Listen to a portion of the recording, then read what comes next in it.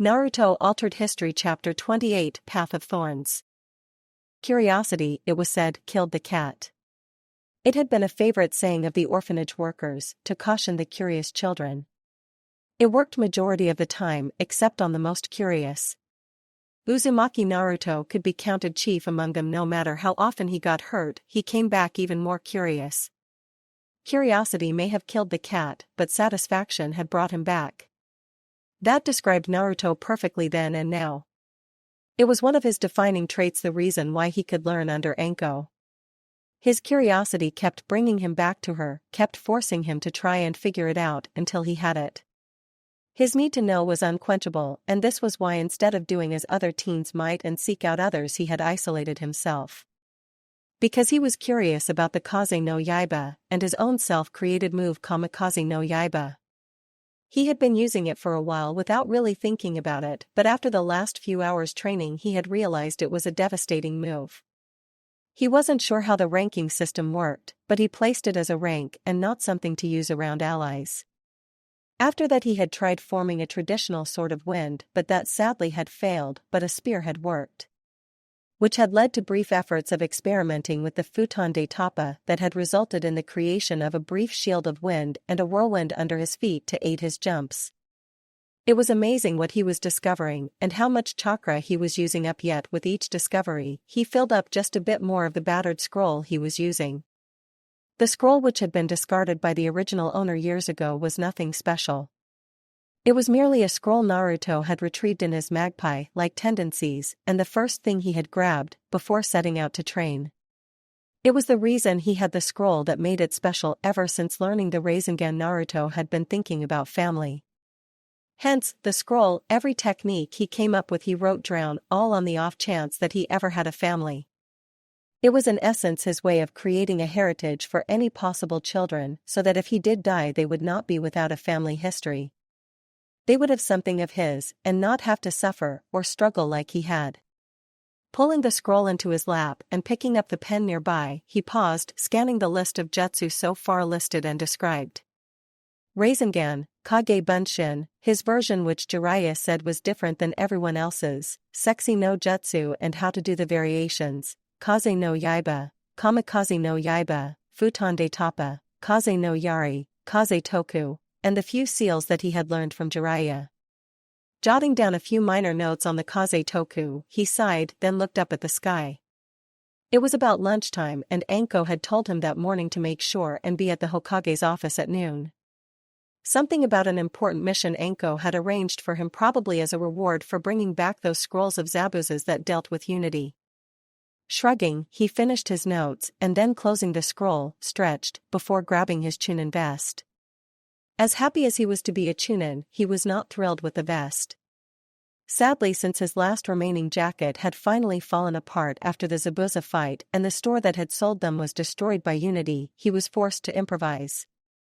One dark blue mid-length sleeved shirt sporting a Konoha symbol, orange pants, and a Chunin vest. Later he had a new temporary outfit.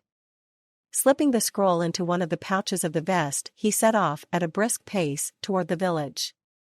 Maybe if he had time he'd see if Ino would like to get some lunch, but probably not.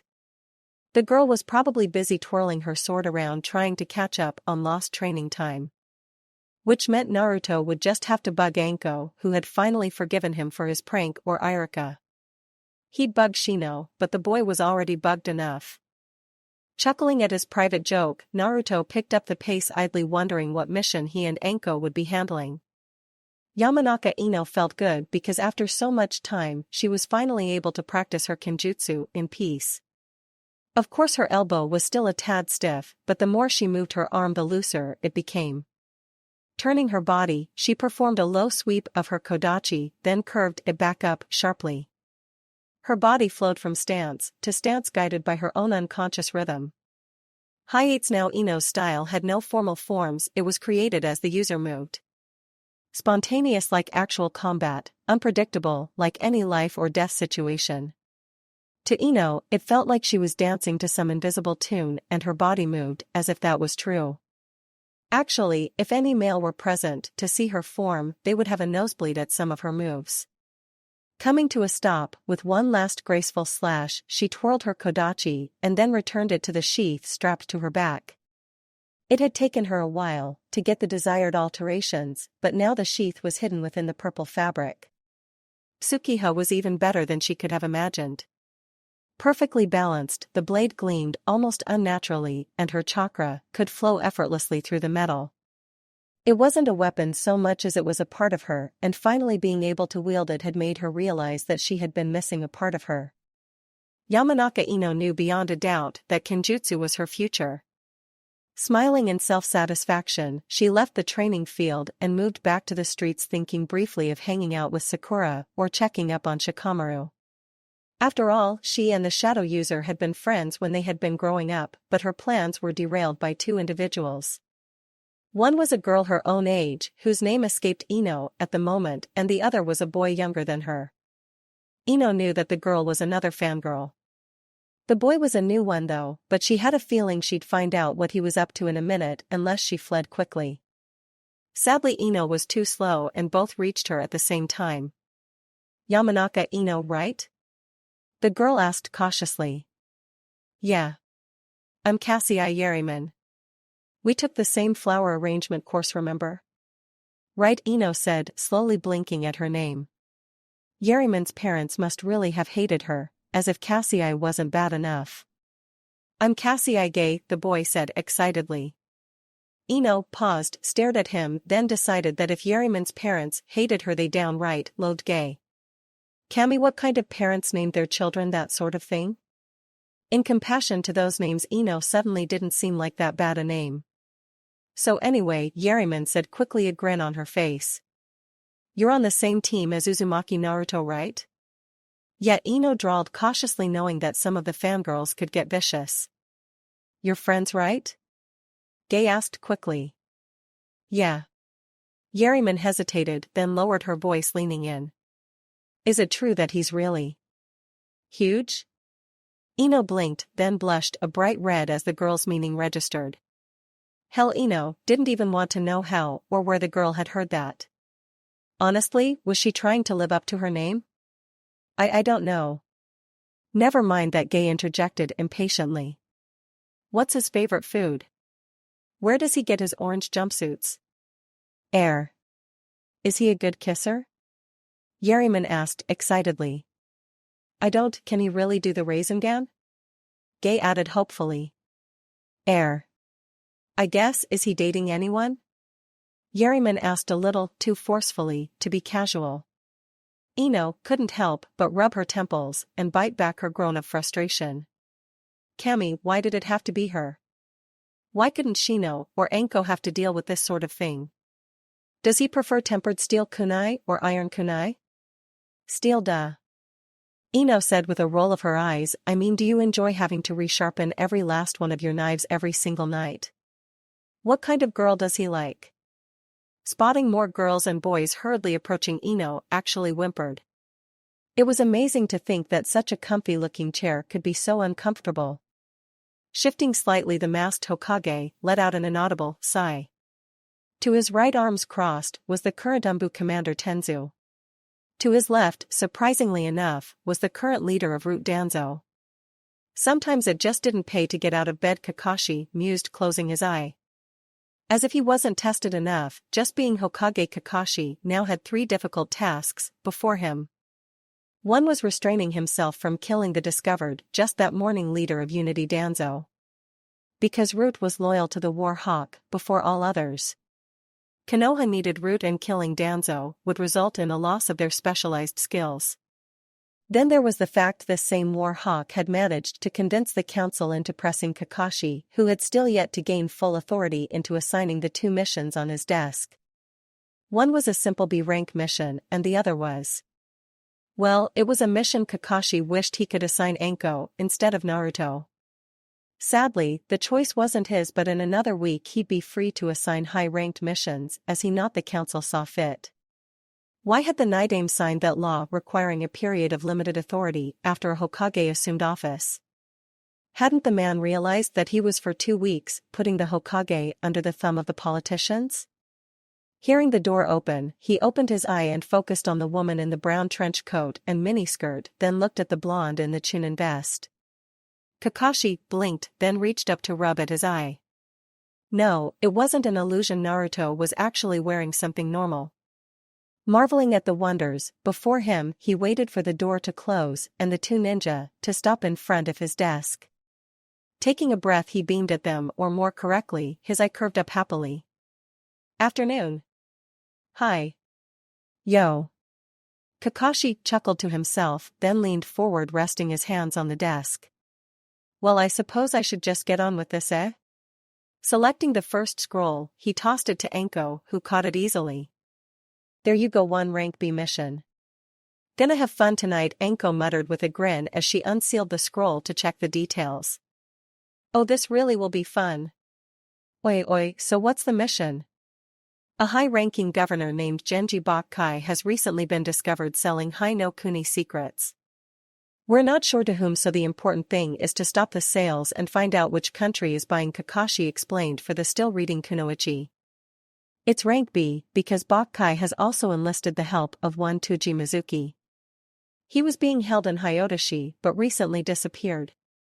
Now, however, he's acting as a bodyguard for Bakkai's courier. Mizuki?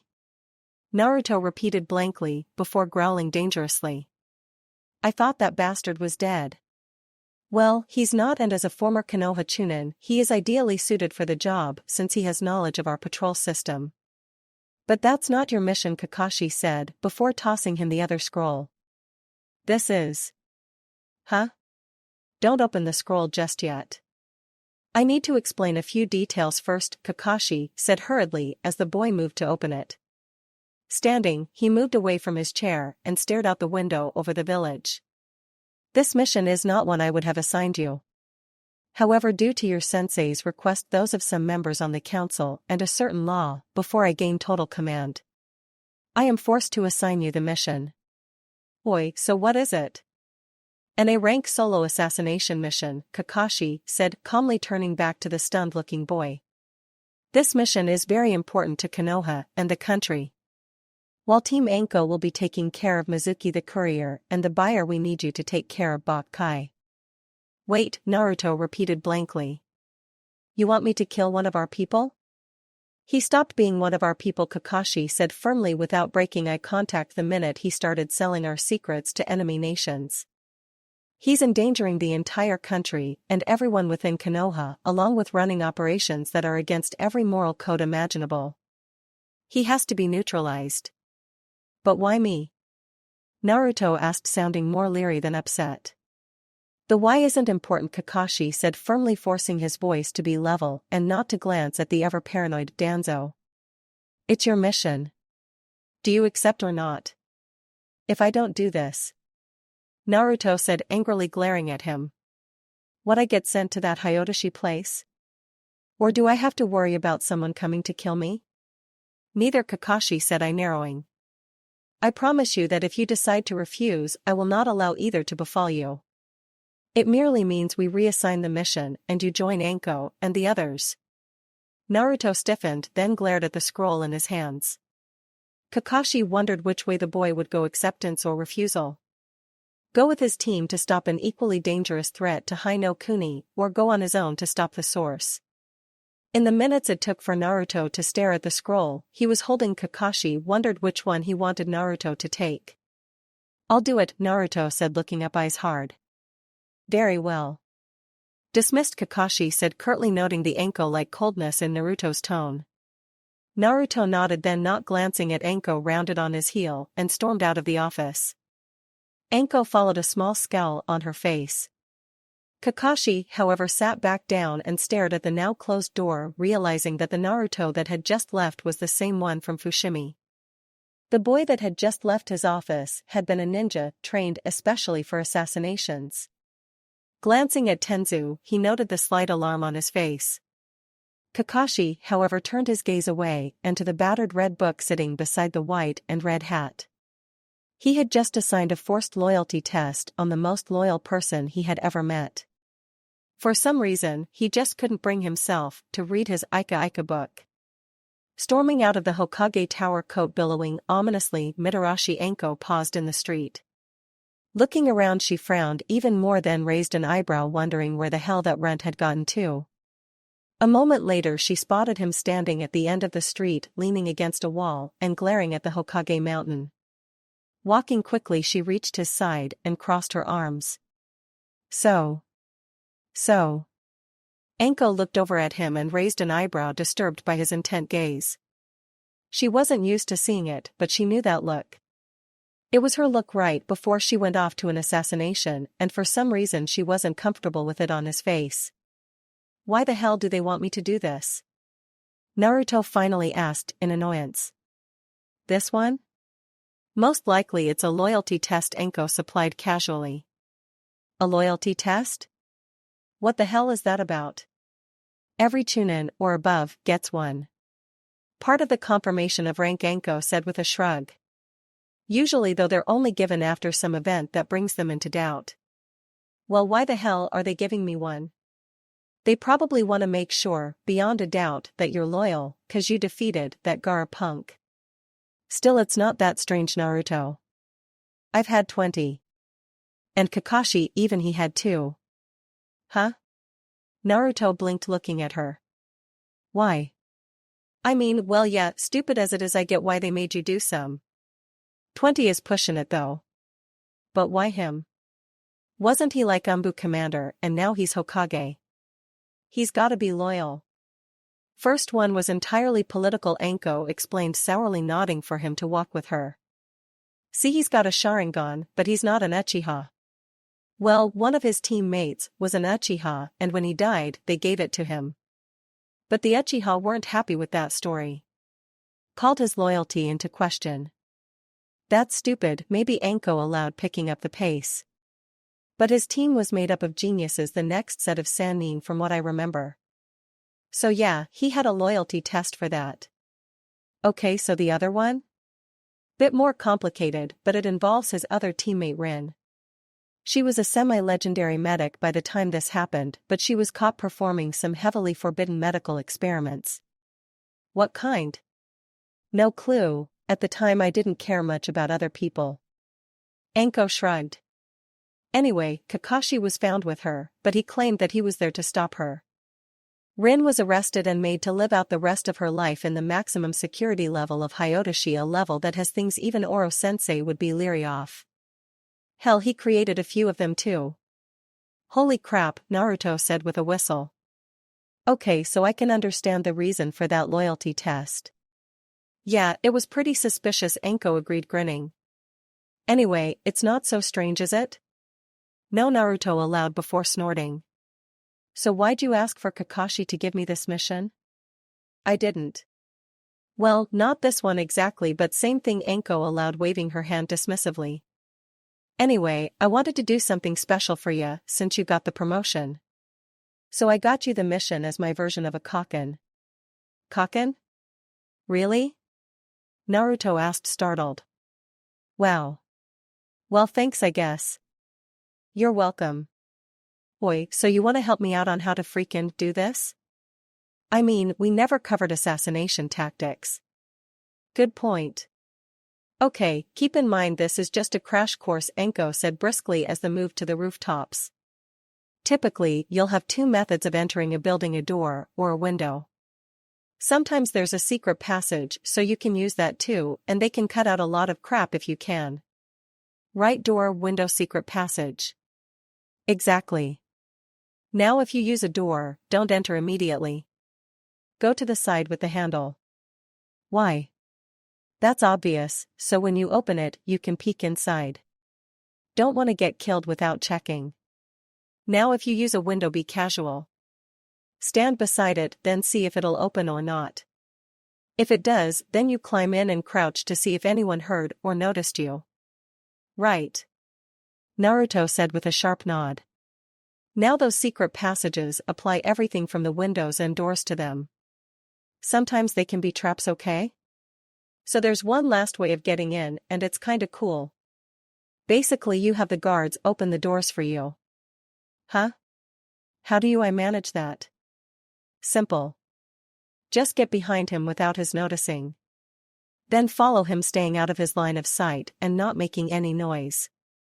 When you're as far as you need to be, you take him out and then go on.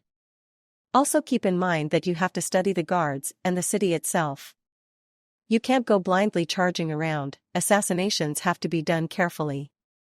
Unless you're ordered otherwise, of course. Check. Good. Now then, more important things to keep in mind, Anko said with a pleased grin. Keep chakra use to a minimum, especially if you ever do this sort of mission out of country. I think you'll be fine. Bakkai shouldn't have anything more than chunin, if any, and very few can sense careful chakra use. Stick with the basics: water walking and tree climbing, shunshin and meskai. They don't produce an amount of chakra that someone other than a jonin would notice. Okay, I got all that, but oi, what do I do once I'm inside? I'm getting there, Anko said, happy to see him so eager to learn. Performing a fancy flip, she landed gracefully on top of a building and turned to look at the blonde at her side. After you've checked things out in the city, come up with an escape route before going in, cause once you're done or something goes wrong, you're gonna want to get out of there fast. Got it, Naruto said, doing his own acrobatic move. Escape route for a fast getaway. Anyway, once you're inside the walls, find a safe point that can't be found easily where you can rest or regroup if you need to. After that, move on. Stay away from places like barracks or dining halls and crap. If anyone sees you, they have to be taken out. Duh, on that last part Naruto groused good-naturedly. Yeah, well, I know you runt. Anko retorted with a roll of her eye, then turned serious. Now as for the actual assassination, you're going to have a small time frame to do it and get out. So no Kage Bunshin in case you have to improvise. Also, you generally only have one shot, so go for the immediate kill and keep his mouth covered. Oi, immediate kill? Yeah, you have several basic and fast ways to pick from, Anko explained, ticking off each kill on a finger. My personal favorites are slitting the throat, kidney thrust, stabbing through the eye, jugular thrust, and the heart. Oh, and the temple, another safe target. Naruto was silent, gaze intent, then he looked down. Which one would you suggest? Avoid cutting his throat unless you're behind him. The blood sprays out and the jugular is the same. The heart can be tricky, but it's a safe target. The kidney is safe too, but it can be hard to hit if you're in a hurry. The eye is iffy if you don't remember to not angle down. The temple is good, but any moron can kill by shoving a knife through. But which one do you recom, Naruto? This is your assassination. You pick whichever one you feel comfortable with using. Most first-timers go for the heart or the temple. Some go for the eye. Anko put a hand on his shoulder, face serious. The important thing is this: completing the mission and coming back in one piece. Loyalty test or not, this is still your kaken in my book. So make me proud, nay? Why, don't worry about me, Nei-chan, Naruto said, giving her a confident smirk. I'm the next Hokage, remember? Then, before Naruto's words registered, he disappeared in a shunshin. Blinking, Anko stood there for another minute, then smirked, shaking her head. Yeah, I remember. Crouching in the shadows of the east gate, Aburame Shino nodded dutifully to Kikyo. It was a bit worrying, actually, how dominant she was becoming. The other Kakai barely spoke anymore unless he addressed them specifically. Still, Shino found that he did enjoy talking with her more than the others. No, Kikyo-chan, I don't know where she went. Just that she went after Ino, Shino said, softly, allowing his gaze to drift to the few ninja around. They were going about their normal business, completely unconcerned that he was talking to a bug. After all, he was an Aburame and all Aburame spoke to bugs. Shino, however, knew better. Oh, his family might talk to bugs and the bugs might say things back, but they didn't have conversations. Shino did with Kikyo and the others. He held whole conversations about everything. He had bugs that were like his friends, and Kikyo was, well, he wasn't sure, but he knew he liked her more than the others. Spotting Anko, who was grinning, and Ino, who was scowling, Shino stood up to greet them. Ino snorted, meeting his gaze for a moment before looking away. Anko produced a carton of dango from somewhere and began munching as she stared at them. After a moment, one of his bugs noted that she was exuding the pheromones of excitement, which according to his family was frighteningly close to mating pheromones. Shino noted the gleam in her eye and knew that something was going on that she approved of. Anko-sensei, what is it that has you so excited? What you talk about? Anko mumbled through a mouthful of dango, glaring at him curiously. Your pheromones, my Kakacha can smell it. They say you're excited about something, Shino explained, arching an eyebrow. Oh. Anko said, an understanding, a grin spreading across her face. We got a B rank mission, pretty standard fare actually. Basically, there's a governor who's decided to sell info to our enemies. So what are we supposed to do? Ino asked apprehensively. Trail the messenger and his bodyguard Mizuki, find out who the buyer is exactly. Then neutralize them. Where are they headed? Shino asked, turning toward the gates. They're heading sorta northeast and are about a day ahead of us. I know that with Mizuki, they can avoid most of the patrols, but I'm pretty sure they'll have to go slow till they're further out. Well, we'll have to get Naruto-kun, Ino said, frowning slightly. Nah, he's already out on a mission, Anko said, waving a hand, then seeing their looks, smirked. He's got an A-rank solo assassination. He got out of here about 2 hours ago. No time to waste and all that. Wait, what? Ino shouted, eyes wide. He's got A. But why? His cock, and Anko supplied with a roll of her eyes. Focus. We've got a mission and we need to get our asses moving. So let's go. Shino nodded, then as the older woman turned and darted out of the gates, he glanced at a stunned Ino. He will be fine. I doubt anything short of another child like Gaara could prove much trouble for him. I guess you're right, I'm just worried, Ino admitted, joining him in chasing after Anko. I mean, this is a big mission. Solo assassination, do you really think he can do it? Yes, Shino admitted without hesitation. I believe that Naruto can destroy his heart at will. I see no reason why he would ever have trouble with taking a life. You're scared of him, Ino said in surprise. No, I am just aware. He could at any moment turn on us if he decided he needed to, Shino admitted with a slight nod. Unlike us, I believe he has that coldness within him. You're wrong, Ino said firmly. Naruto-kun might have the coldness inside him, but he wouldn't turn on us so easily. We're his friends. You are his friend, Shino said, turning to meet her gaze. I am his teammate. I see the truth much more clearly than you can. You're wrong, Ino insisted heatedly. Trust me, you're wrong. Shino sighed, then shook his head and sped up. Sometimes it was pointless to argue with those who willingly blinded themselves. Kakashi might have been right about emotions being an asset, but so had his father. Emotions could cloud your judgment, and Ino was a prime example. Naruto was not the fastest ninja in the world. Even with the Shunshin, he was not the fastest. That was not to say he wasn't fast, just that he wasn't the fastest. Case in point, he had already covered a great deal of ground, and according to the Umbu he'd bumped into a few hours ago, he'd be at Kikyoku by midnight. Since it was already getting close to sunset, he had decided to eat a late lunch and study the mission scroll. It listed several important items: the number of samurai Bakkai had at his command, 10,000, the number that would be stationed at Bakkai's capital, Kikyoku, 2,000, the number of expected ninja, 0, a layout of Bakkai's castle, both inner and outer palaces along with the trick passages and the real one, and the patrol route the samurai made and the time between patrols. Naruto was actually a little frightened by how detailed the scroll was. His more cautious inner voice, which sounded like Anko, told him that there was no way they could gather this much information in such a short amount of time. The part of his mind that spoke like Naruto agreed with that assessment and filed away the knowledge that they were routinely gathering information on their own people.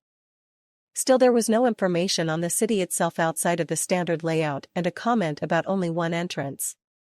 Which meant he would have to figure out how to slip through unnoticed, but that could wait till he was there. Resealing the scroll, Naruto stood and with groan set off once more. Racing through the forest, knowing better than to take the road, Naruto felt his excitement growing. This was his first solo mission, it was rank A, and it was his Kakken. He'd never expected to have a coming-of-age ceremony, though he supposed this technically wasn't one by normal standards. Not that Naruto cared about normal, all that mattered was that he had someone who cared enough to give him a koken. He also felt a gnawing sense of unease, because this was not just a koken. This was a very serious mission with very serious results if he failed. He had to assassinate someone he had never met, which was proving difficult to wrap his mind around. It wasn't the concept of killing, Naruto had grown used to that. It was the fact that this time he would be killing someone who was not actively seeking to kill him. There would be no way to hide behind self-defense. All Naruto could use to soothe his conscience-battered creature was that he trusted his orders. That this man really did have to die now in order to protect thousands more. So could he actually do this? Take a life in cold blood? The answer was without hesitation yes. Naruto could not only kill like that, he would. For Konoha, for Hai no Kuni, for all the people who were counting on him to ensure this man never sold another secret. Absently he wondered how Anko and the others were doing. They had after all an equally important mission. Mizuki was a pushover, no doubt, but whoever the buyer was would probably be a lot stronger. Still he couldn't bring himself to worry. After all, Anko was with them. Plus it wasn't like the others were weak. He had no reason to worry about them. Actually, he felt a tad worried for whomever was unlucky enough to face his team. Chuckling, he picked up the pace as the sun finally set completely.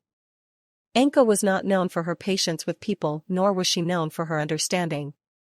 So it could be said she was doing an admirable job of faking both at the moment. Shino and Ino were trying, she kept telling herself. They weren't Naruto, they didn't have his stamina, but they were pushing themselves. They were trying. That was something. Glancing over her shoulder, she saw Ino's eyes fluttering, then snap open, staving off sleep for a few more minutes. Neither had asked for a break, yet understanding the urgency of this mission. Still, it was tricky. They had to get close enough to track them while not giving away their presence. Hence, the traveling through the night and into the beginnings of daybreak. Still, if she kept this up, they would be in no condition to finish the mission. Plus Mizuki would know his chances of getting through the patrols with a courier would be better at night. Silently cursing both to an early grave, she motioned for them to stop. What's going on? Ino asked, her voice doubtful. We lose them? Nah, just decided we'll rest here for a while, Anko said, glancing at the two.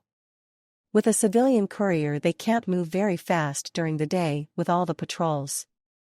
Since we need to know which country is buying their information, we can't risk killing them just yet. We could capture and interrogate, Shino supplied. Doubtful, Anko said lightly as she sat down.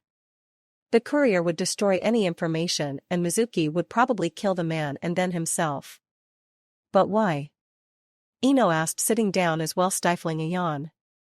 Once you've been in Hyodoshi, even the minimum security level, you never willingly go back, Anko explained, glancing at the silent Aburame. Hyodoshi is the most dangerous prison in the world. Nobody sane willingly goes back a second time. Seeing Shino finally sit, Anko settled in, knowing without words that she would remain awake as lookout. Mainly because she wasn't sleepy, and partly because Anko didn't trust them quite enough to actually sleep. Producing a carton of dango, Anko began munching quietly as the two settled into sleep. Mentally, however, she was far away. She was in the first region ruled by Governor Bakkai, northwest of the center region of Hai no Kuni. It was where Naruto would be heading for its capital, Kikyoku. He might even already be at the walls of that city, setting about his first assassination mission. Part of her worried about him and wondered if maybe she should have covered assassination more thoroughly. The other half, though, wasn't worried at all, even with his incomplete crash course. After all, she had trained him.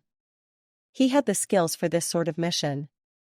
Plus he was strong, he didn't need anyone. He was the sort of ninja she approved of. Also, he had training from Jiraiya, possibly the only person Anko could tolerate to take over training Naruto. So forcing herself not to think any more about Naruto, Anko munched away happily on her dango. Uzumaki Naruto was not used to performing a mission alone, he had no real idea how to go about things. All he had by way of guidance was the scroll from Kakashi and the ability to ask himself what Anko would do. Other than that, he was forced to rely on the lessons Anko had taught him and his own ingenuity. The scroll for the moment was the most helpful thing. It had provided a city name and exact details on the amount of samurai along with their patrol patterns, a highly detailed floor plan of both the inner palace and the greater palace and room locations. It had pretty much done all the hard work for him. All he had to do now was slip in and kill the bastard. Naruto, however, was not rushing in due to the fact that he had discovered that the scroll was lacking important information. Namely the two high no kuni chunin guarding the city's only entrance. Sitting on the branch of a tree well out of range, he watched them intently while eating a cup of instant ramen. Stirring his noodles absently, he wondered what Anko would do in this situation. He almost winced knowing she would kill both chunin and go on her merry way. Sighing, he lifted the noodles to his mouth, contemplating the situation. He had confidence that the scroll was accurate about the palace. After all, he doubted Kakashi would let any ninja go with faulty information. It was the surrounding city and the ninja that were bothering him. He had no clue what was going on there, which meant it would be up to him to figure out how to get around them, create an opening and strike. Attack when they're not looking, Naruto muttered, scowling at the city. But he couldn't do that unless he had more information on the city itself. He was immediately tempted to create a few hundred clones and send them out, but he remembered Anko's warning. Okay, so I'll have to do this myself, Naruto said, nodding slightly as he finished his ramen. Pocketing it, he then hopped out of the tree, landing adroitly before stretching. He needed to figure out how many ninja he was dealing with. Pulling off his flak vest, forehead protector, and weapons pouch, save for a few kunai, he hid them. Sighing, Naruto stretched once more, turning his attention back to slipping into the city itself. Following the road leading to the city, he spotted a slow-moving group where several kids were hanging out. Grinning, he performed a shunshin. When he reached the street, he jogged up to join the group while striking up a conversation with a few of the kids. The two chunin obviously weren't from Konoha. Most likely they were those state-trained ninja Tsunade had mentioned. Once past them without even a second glance, he separated himself from the group and mixed into the crowd. Right, so now, it was time to do as he had so many times in Konoha when he was growing up. It was time to explore, and shoving his hands in his pockets he set off. The city actually seemed a lot like Konoha, crowded and filled with semi-rude people as they went about their day. Here and there he could see businesses and street vendors, and over it all he could see the castle on the hill. Shifting directions, Naruto strolled down a side street. It was semi-busy and lined with older buildings and stands. Obviously it was the old marketplace. Squeezing his way through a small crowd, he bumped into someone and stumbled. Recovering quickly, he looked around. The person in question was an attractive, slightly older, maybe 18, blonde girl with cat-like eyes. He also noticed that she had an air very similar to Anko's. She was dangerous no matter how disarming she looked. Filing her face away for future reference, he gave her a cheeky grin and continued on his way. A few minutes later, he was on yet another side street with almost no one around and distracted by the sound of music drifting from a storefront. Following the music, he approached a battered-looking store advertising fortune-telling. Part of him surged with interest. He wouldn't mind having his fortune read. Plus, as he gazed through the window, he could see things for sale. Maybe Anko would like something, or Ino. He hesitated, though, remembering his mission, but after a moment he decided that indulging wouldn't be too dangerous. Opening the door, he entered the store. The lights flickered across the surfaces of items, creating an illusion of movement. He almost retreated as a chill swept up his back, then chuckling at himself, he moved further inside.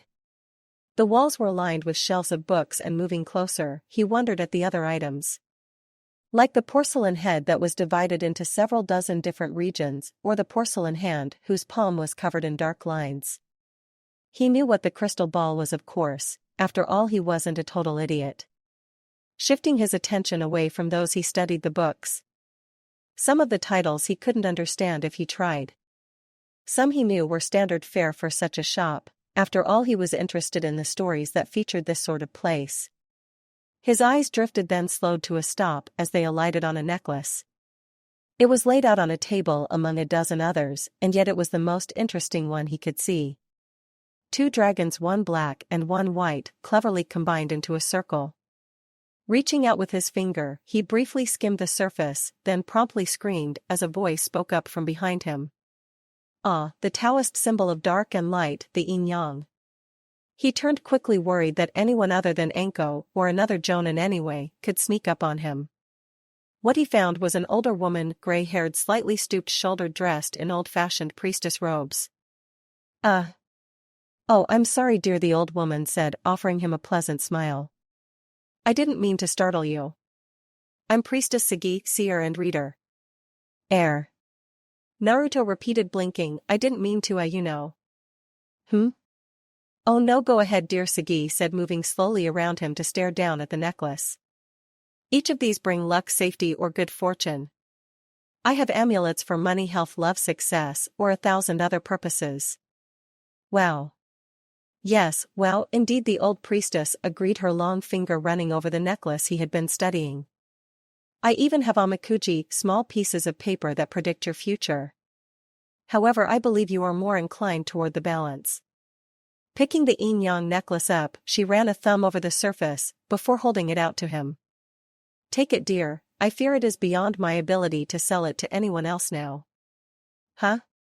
Naruto repeated blankly as he stared at the necklace, mind caught in the black and white design of dragons. It's free, the woman explained tiredly.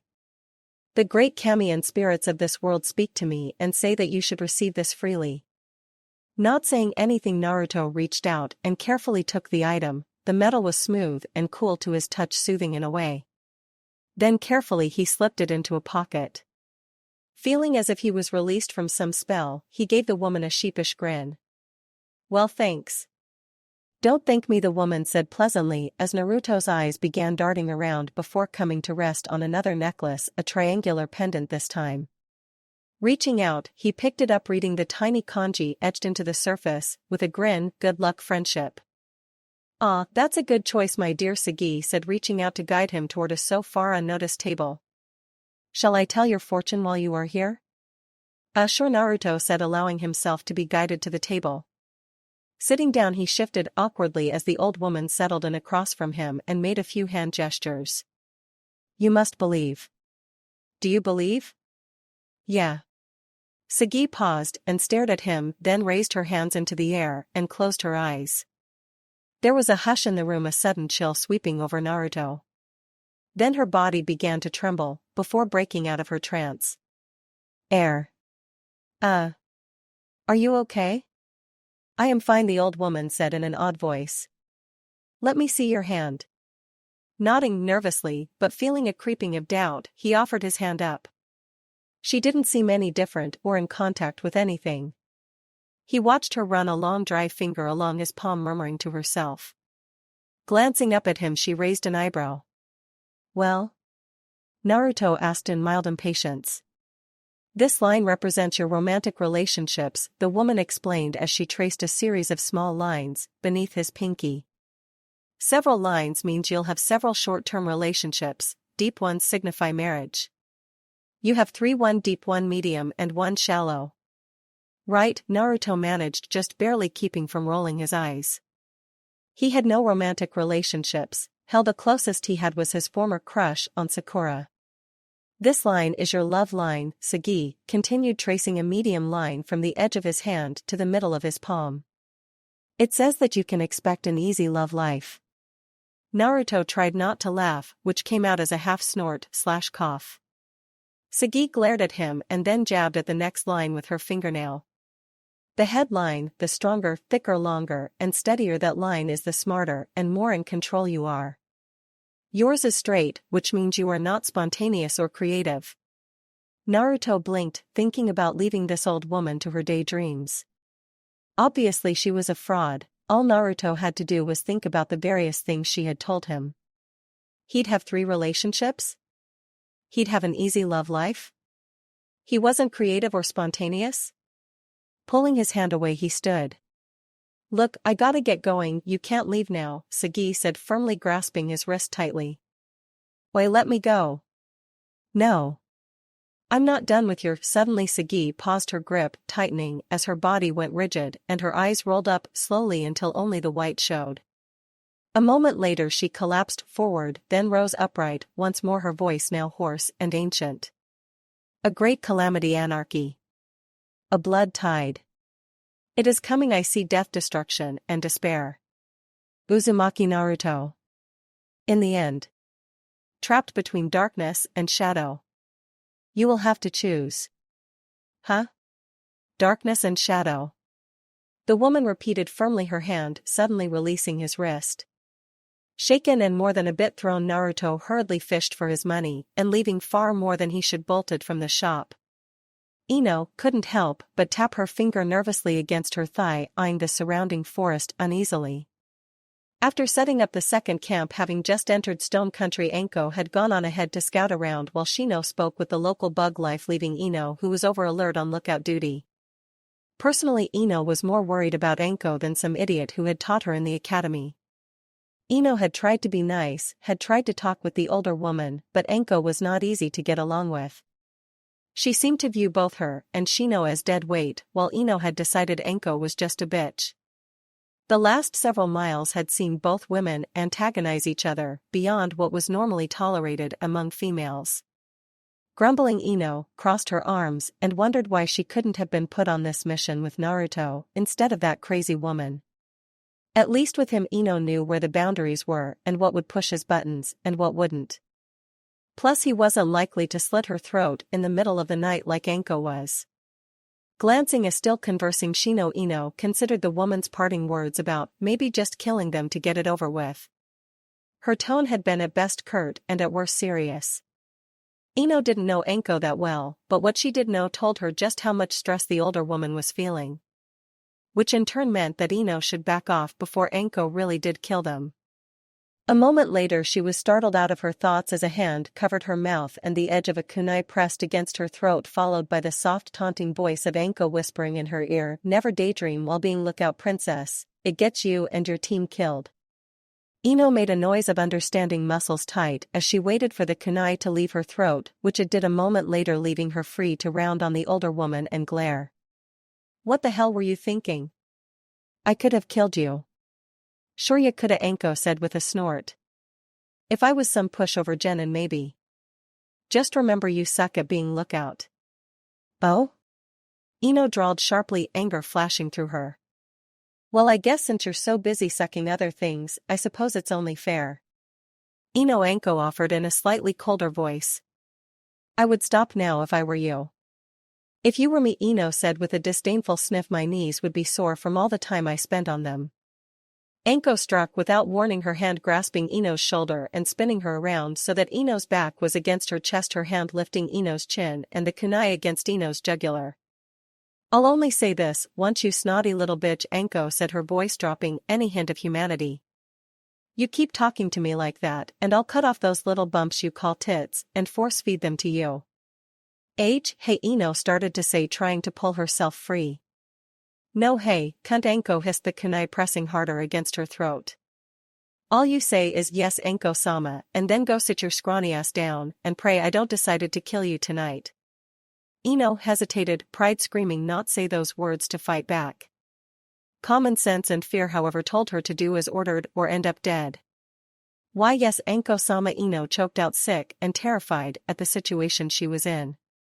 A moment later she was shoved roughly from behind away from Anko. Stumbling, Ino turned to stare at the disgusted-looking woman. Reaching up, she carefully touched her throat, alarmed to feel a hint of blood there. She wasn't going to die, but from the feel of it she had a small cut. "I've got the watch, princess," Anko said, and this time the word princess came out with a note of disgust instead of the usual condescending tone. Ino felt her pride bristle, but saw Shino calmly shake his head in silent warning. Heeding his advice, and knowing that her temper had made her provoke Anko, Ino quietly slinked away from the woman and sat down against a tree.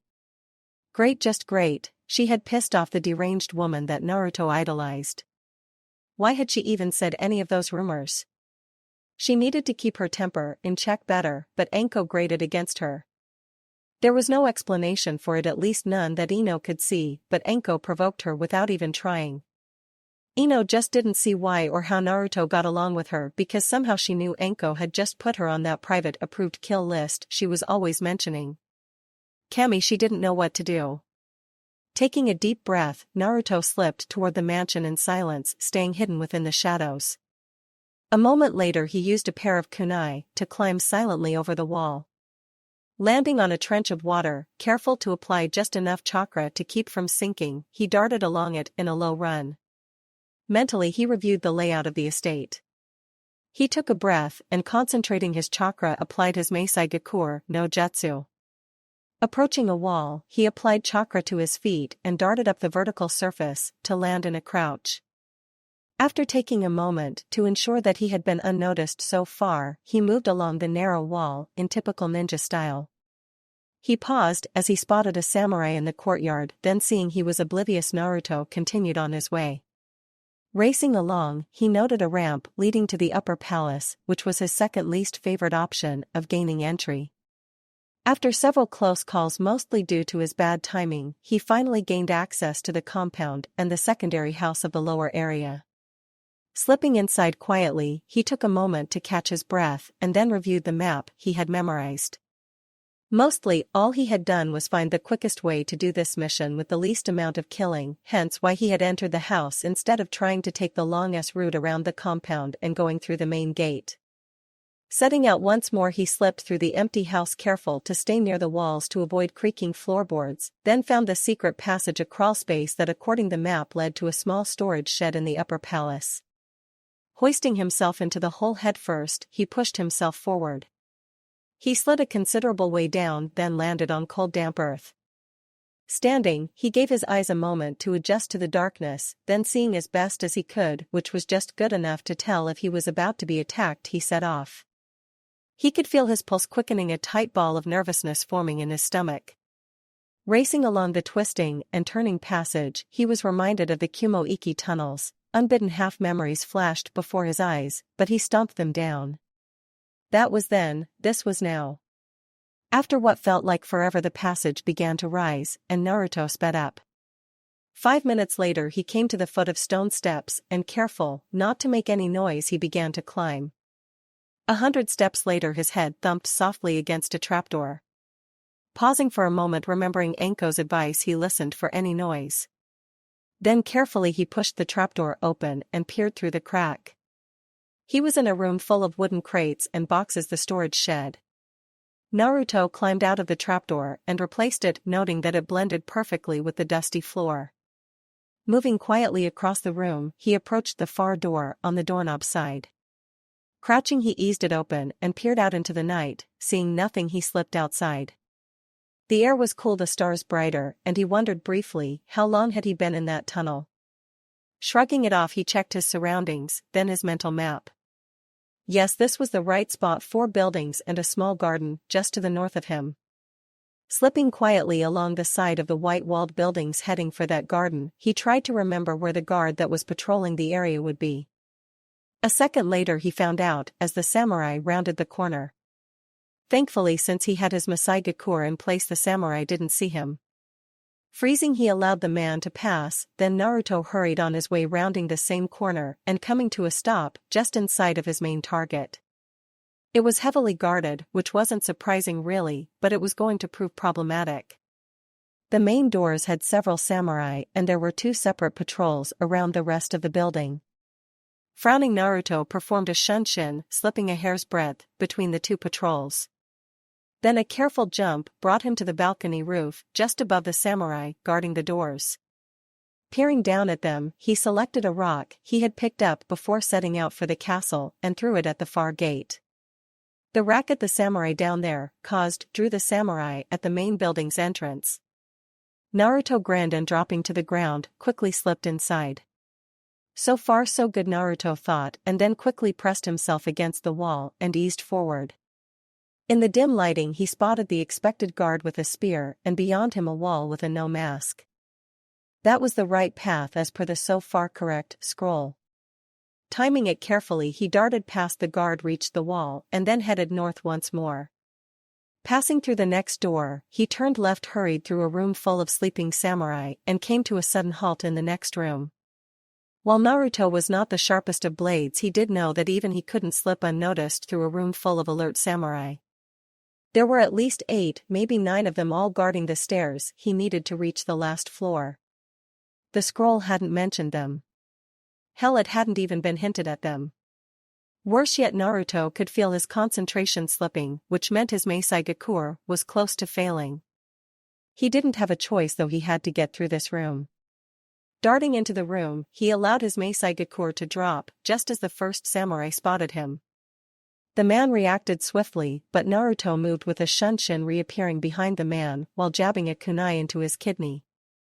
Turning, he ducked another samurai's slash and came up, driving the kunai up through the man's jaw. Feeling more than seeing an attack from behind, Naruto twisted away from the blow and with a pivot rounded on the man and slashed his throat as well. Coming to a stop, he turned to face the other samurai, each of whom was looking frightened but ready for a fight to the death. Naruto couldn't help but grin and perform another shunshin. Reappearing before the closest samurai, he spun, kicking him across the face. Another shunshin, and he reappeared before another one, followed by breaking both knees and then the neck. Shunshin, and he was in mid-air, nailing a third unprepared samurai with a spinning heel kick to the temple. Landing, he sensed a samurai charging from the left and threw a kunai without looking, which struck between the man's eyes, and performed another shunshin. This time, he reappeared, wrapping his legs around a startled samurai's head, snapping his neck, before flipping over his now tumbling body. Coming down, he slammed a foot in the last samurai's face with a spray of blood and a sickening crunch. A moment later, he performed a forward shoulder roll and regained his feet. Heart-racing, breathing as if he had just done a light jog around his neighborhood, he turned to take in the slaughter. Blood was all over the place, the bodies looked sickening in their unnatural positions. Naruto honestly couldn't decide whether he should feel proud that he had killed them all, before they had even thought to call out a warning, or sick at his actions. Grin gone, he shoved his feelings far behind his mask and then, reapplying his Meisai Gakur, darted up the stairs. Entering the last floor, he paused. He could see a long hallway with a series of doors. The scroll listed those as belonging to the governor's consorts and wives, and the far door, belonging to the target. Creeping into the hallway, he drew within a few steps of the room and then stopped, just barely hearing the noise of 2 people talking inside the room. At the noise of a voice growing louder, he eased himself back.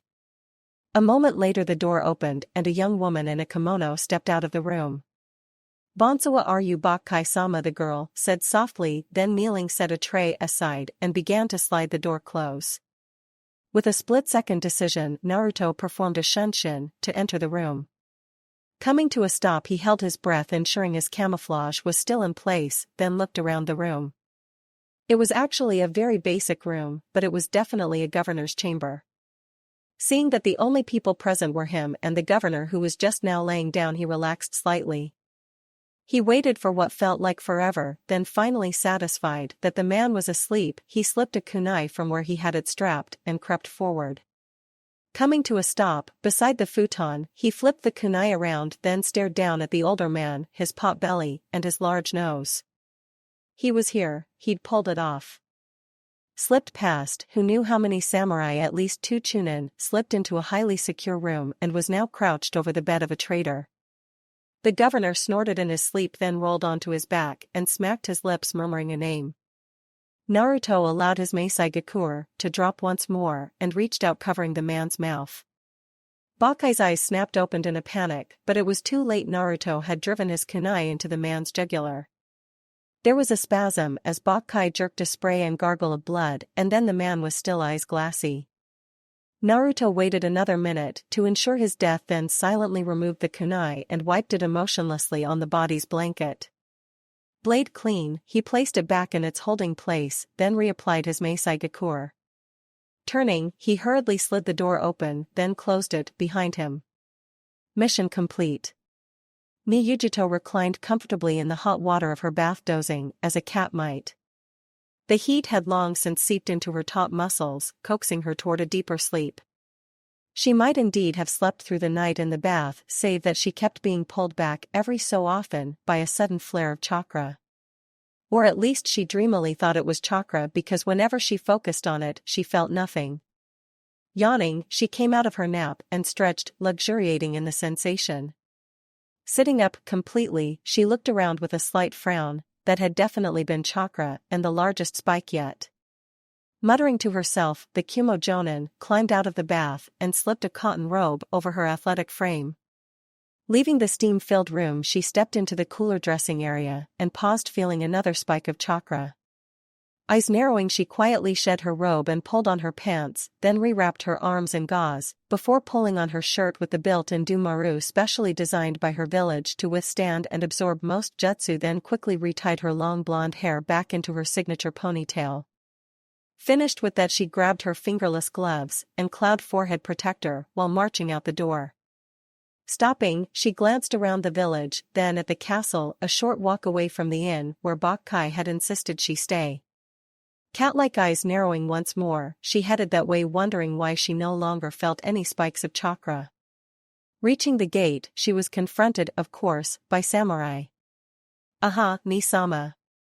What are you doing back here so late?"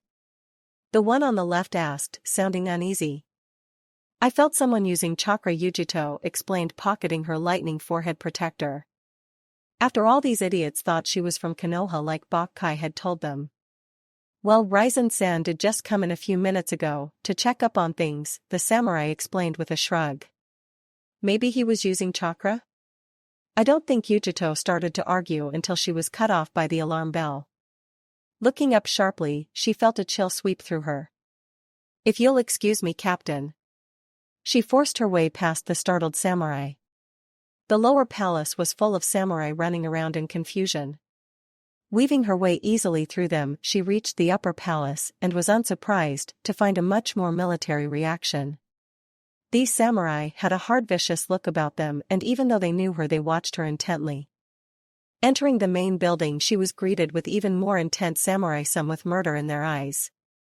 Moving swiftly, she passed patrols that were searching the rooms thoroughly, then reached the room that connected the second floor to the first. What she found suddenly made it clear why the samurai up here were covered with so much deadly intent. Blood soaked the floor and walls, the source of which were the 9 dead samurai littering the floor in various unnatural positions. Whoever had taken them out had done so quickly and silently, judging by the fact that they were all clumped together, which told Yujito that they had been using shunshin. So that was the flickering chakra she had felt.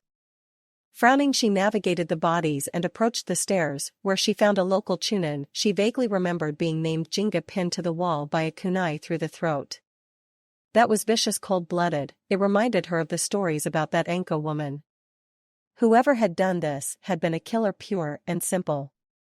Continuing on, she reached the second floor, where she found the consorts and wives weeping openly and the far door flung open. Moving past the women, she entered the room and found Ryzen kneeling over the body of Bakkai, his face stony. "Where the hell were you?" Yujito ignored his question and moved to the other side of the bed, kneeling. A jugular stab while the man was still in bed. A cold-blooded killer and an experienced assassin. Could it have been that Anko? Reaching out to cover his eyes with her hand, Yujito's wrist was grabbed by the last chunin. "I said, where were you, ni-sama?" Ryzen sneered. Looking up, Yujito met his gaze calmly. Then lifting her other hand, she extended a finger and touched his lips. SSSH, within the space of a few seconds his lips turned black, flesh turned chalk white, and he collapsed, dead. Turning back to the only body that mattered, she sighed. Closing her eyes, Yujito concentrated on tapping just a fraction of the Nakomida's power. Her Shikyo Jukiai was one of only 2 reasons she was given the Jonin rank. The other was her Onijitsu Shikyo Takchi, which belonged exclusively to her as the Jinchuriki of the Nakomida. Feeling the tainted chakra flow into her hand, she activated the Bijou-aided ability of Shikyo Jukiai, replaying the last few minutes of the man's life. It came slowly, black and white, jumpy and scratchy, but it played out before her. His last kiss, then his falling asleep, then his eyes snapping open. Here things became blurry, but she paused at the darkened image of his attacker. Dark chakra concentrated, forcing the image to clear for her, burning out the body's optic nerves. A minute later, Yujito had the image of the assassin, and a jolt ran through her. She knew him. He had been the kid that had bumped into her in the village earlier that day. She had marked him off as nothing more than some random kid, at most from a local martial arts school, but he had been a trained assassin. Breaking the connection, she hissed in frustration and stood. Not only had he gotten past the chunin guarding the gates, and through who knew how many samurai he had gotten past her. She had told her superiors that she could handle this mission, that she could get Bakkai back to them safely. She knew how important a defected Hai-no-Kuni governor, as powerful as Bakkai, could have been for Lightning. She had failed. Then another part of her mind spoke up, and it said firmly that this boy must die. He had to pay for this atrocity, needed to pay, because she was a jonin, and she would do anything prove she deserved that rank. That even though all she had was her onijutsu and the basics from the academy, she deserved to be treated equal to any other jonin. Eyes narrowed, the young woman nodded and then forcefully marched out of the room. She knew the quickest and most secure path away from the castle. That would be where this boy was heading. Naruto knew he was being chased. How he knew that he wasn't entirely sure. All he knew was that he had someone chasing him and they weren't about to back off. 10 minutes ago, he had cleared the village, retrieved his various hidden items, and set out for Konoha. Somewhere along the way he had picked someone up and they were backing off. Swearing to himself, he channeled chakra into his legs and put on a burst of speed, weaving his way through the forest he had darted into. The faster he went, the harder it became to keep up with the trees and roots. He could hear the soft sound of branches swaying, the stray sound of leaves rustling behind him. Glancing over his shoulder, he frowned at the silhouette of his pursuer, then cursing, performed a series of shunshin, trying to gain ground. It seemed futile, however. Whoever it was behind him was fast enough to keep up with him. It looked like his only option would be to stand and fight. Then as he came to that decision, he was forced to leap backward to avoid an exploding kunai as it whistled from behind him and crashed into the tree in front. Landing, he dodged to the left, just as his enemy sped past him. As the dirt and smoke cleared, he discovered his attacker. She was lithe with long blonde hair pulled back into a ponytail and blue cat-like eyes. Her shirt was made up of the upper part of a black shirt and some sort of flexible white armor that was wrapped around her torso. He noted the bandages that wound their way up her exposed arms and the fingerless gloves. For some reason he knew instinctively that unlike Ino, who wore them for fashion, there was a reason for this woman to be wearing those bandages. Shifting his weight, silently, Naruto wondered what was going on and where she was from. Her forehead protector sported what looked like clouds, and while he knew that meant she was from a foreign village, he couldn't guess which. Talk about annoying, he wasn't even sure what the hell to expect now. "Why, who the hell are you?" "Me Yujito," the woman said curtly, crouching slightly. "I'm the third strongest shinobi in Kumo." "Air. Wait a minute, you were that girl?" Naruto said in surprise. So he had been right, she was more than she appeared. "Yes, and you're the poor bastard that I have to kill now," Yujito hissed, pouncing with cat-like grace and speed. Swearing, Naruto began forming the Rasengan, then ducked as her hand made a swipe at his face, slamming the incomplete sphere of chakra into her stomach. The result was still impressive. There was a loud crack from her armor, and then she was forced off her feet and sent spinning back into the tree. There was another cracking noise, and she slumped to the ground in a heap, which left Naruto blinking in surprise. Damn, that was pretty badass to see. Walking toward her, slowly, he cautiously stopped, just out of her reach. He wasn't that trusting after all, sparring with Anko had taught him a lot. A moment later he moved back as she surged up from the ground, her cat-like eyes glowing a dark purplish black. A moment later her hand wrapped around his wrist and yanked him into the air, before slamming him back into the ground. His body felt like it was dying, like he was going numb and cold at the same time. As Yujito lifted him once more, he weakly tried to lift his head, but his vision was blurring. She looked so odd now, but if he focused, he could make her out clear as day. Relaxing her hand, Yujito dropped the now limp body to the ground. "You're a chunin?" Why'd they send a Chunin? I mean, I know Konoha might be a bit strained after that Chunin exam fiasco and the Uchiha incident. But a Chunin? Coughing, Naruto felt his body recovering and he slowly rolled over onto his hands and knees, then pushed himself upright. How? Yujito murmured, taking an instinctive step back. They sent me, Naruto managed in a slightly strangled voice, then looked at her surprised at how clear and sharp she appeared. Because I'm the future Hokage. Who the hell are you? Yujito asked, staring him. Uzumaki Naruto. Naruto Altered History, Chapter 29, Individual Growth. Anko came out of her nap, sharply eyes searching her surroundings. According to her, Kage Bunshin, stationed at the village, there were 2 jonin headed to the forest. She'd expected Mizuki and the courier to try and slip out unnoticed, not for the buyers to appear out of nowhere. Shifting slightly before climbing to her feet, Anko stretched, startling both Ino and Shino.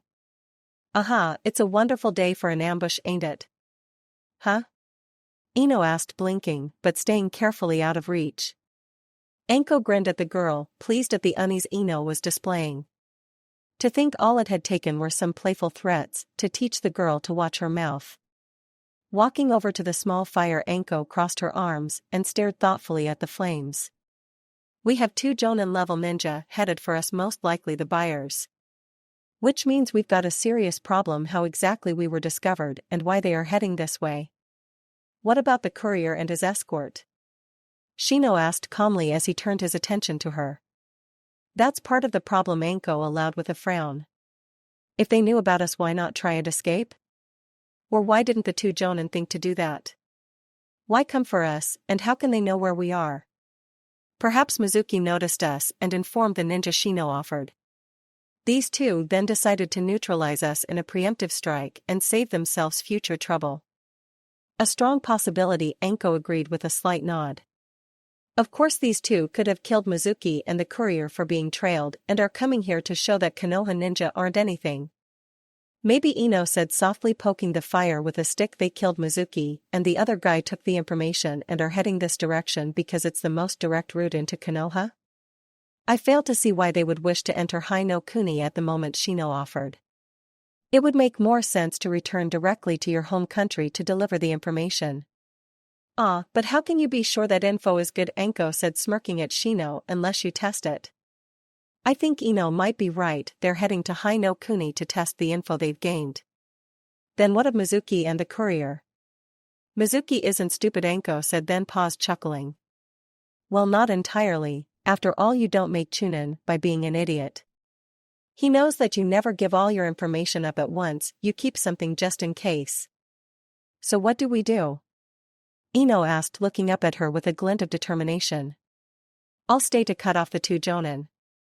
Can't let either one reach Hai no Kuni, even a little information is a dangerous thing.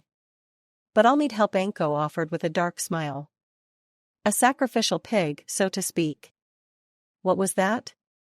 Ino said, sharply springing to her feet. Just an expression, Anko offered, rolling her eyes. Look, I can fight both jonin, but at least one would break off and either follow you back to the village or go on to test the info. In which case we lose them, Shino said. So either myself or Ino must remain to help you keep the second jonin occupied while whoever does not stay enters the village and subdues Mizuki and the courier. Close, Anko said with a slight nod. Mizuki's too much of a risk, he'll have to be killed. The courier is the only one to be subdued. Okay, Ino said with a scowl. So like who goes and who stays? That's between you 2. Just remember, whoever stays will most likely die, Anko said, then watching the 2 turn to talk among themselves, crouched down to enjoy her dango and study the flames. Contemplating the brightening sky, the sun would be rising soon. She wondered how Naruto was doing. By all rights, he should have completed his mission and possibly even started his return trip to Konoha. Anko-sensei, Shino said, glancing at a frowning Ino. We feel that it would be best for me to go for the village. With the help of my Kikeichu, I can easily handle Mizuki and the courier. Also, between myself and Ino, I am the least likely to be noticed entering the village. Logical, well-reasoned, Anko said, nodding thoughtfully. Alright, get going. I'll keep the Jonin busy here, but don't waste time, Kay? What about me though? Ino asked angrily. I'm not going to just sit on the sidelines. Don't worry, Anko said with an unpleasant smile. I'm sure one of the Jonin has a thing for young Konoha girls. Foreign ninja always do. Miyujito had earned her rank through a combination of sleek though basic taijutsu, ninjutsu, and her onijutsu shikyo takchi. She had until this point been the victor of every fight she had been in.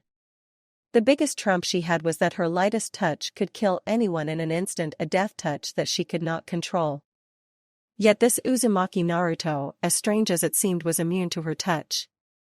Yujito had panicked for a moment. Nobody had ever been immune to her touch. Then she had realized the two possibilities. One, the least likely considering Konoha, was that he was Jinchuriki with the onijutsu of resurrection. The second and most likely was the fact that he had some unusual bloodline limit for healing. Nimbly dodging another wind spear which she had never encountered before, now she brought her hands together for a basic lightning ninjutsu and created a powerful clap of thunder. Naruto reacted by covering his ears, prompting Yujito to rush in once more. Her round kick connected with his stomach, her butterfly round kick his shoulder, and the boy was left wide open for her flurry of punches and spear hands. The Chunin went down hard but regained his feet with a simple shoulder roll. Yelling in frustration, Yujito threw a wild punch and Naruto ducked under it. For a split second, he was visible, then he flickered from view, before reappearing with a round kick in mid-attack. Yujito managed to block the kick, but before she could counter, he planted a sidekick in her ribs. Yujito went with the force of the blow and spun, slamming a spinning heel kick across Naruto's face. The younger ninja crashed to the ground and a spray of blood rolled to his feet once more and turned, firing several kunai at her. Weaving her way through the hail of weapons, Yujito snagged the handle of one and spun her blade, scraping against the one he had aimed for her ribs. Panting, both ninja froze, then kunai, scraping once more, they leapt away from each other and landed lightly. Are you done flirting now? Yujito snapped, twirling her kunai around a finger as she stared at the surprised-looking boy. Huh? Oh come on, Yujito said with a snort. I'm a freaking Jonin runt, you think I couldn't tell you were just playing around? Well, Naruto said, smiling faintly, I was sorta hoping, Here's a hint, try bleeding some killing intent into your attacks if you want to fake someone out, Yujito blandly suggested before snapping her kunai into an upright position and gesturing for him to attack. Now let's stop with the foreplay and get to the good stuff. If you want, Naruto shot back, charging at her recklessly. Yujito began to counter when she suddenly felt a spike of killer intent and dodged just as a few dozen kunai rained down from all around her. Landing, she felt her eyes widen as countless Kage Bunshin charged from all directions. Oh, he was good. Yujito became a blur of motion as she fought against the Kage Bunshin, her touch doing the job that it was unable to do against the original. Still, it seemed like a never-ending wave as Naruto after Naruto attacked. Sidestepping one, she slammed a back fist into his face, spinning him. Almost at the same time, one of her feet came up and then down hard into another's knee, cracking it. Both disappeared in a puff of smoke even as another came hurtling through the drifting smoke. Grabbing his jacket on instinct, she cursed seeing the exploding note and threw him at a group of approaching Kage Bunshin. The explosion freed her to deal with another one grabbing her throat.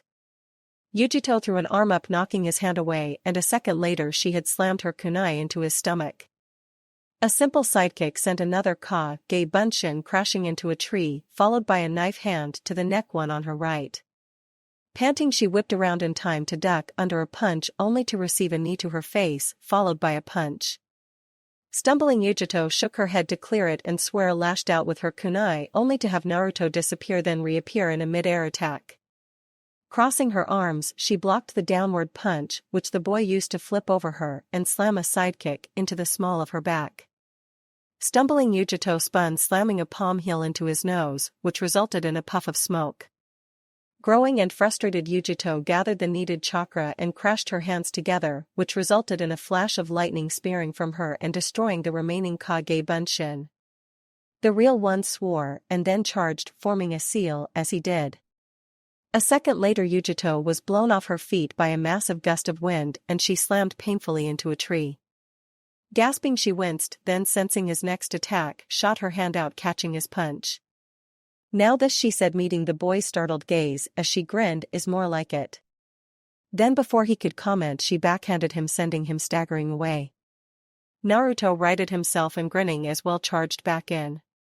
Yujito countered with a twist kick to his ribs, followed by a sidekick. Muscles coiling, Yujito lunged for the wounded ninja, only to have him disappear in a shunshin. Skidding to a halt, Yujito felt a moment of confusion before she registered him appearing behind her. A moment later, she felt her ponytail go taut as the boy grabbed it and then jumped. "What the alhasvas?" Yujito screamed as she was literally pulled into the air and then with blinding pain was flipped by her ponytail and sent hurtling back to the ground. She managed to twist in the air and land on her hands and feet, hissing in rage. The second Naruto landed, Yujito pounced unconsciously, tapping into the Nakomida's chakra.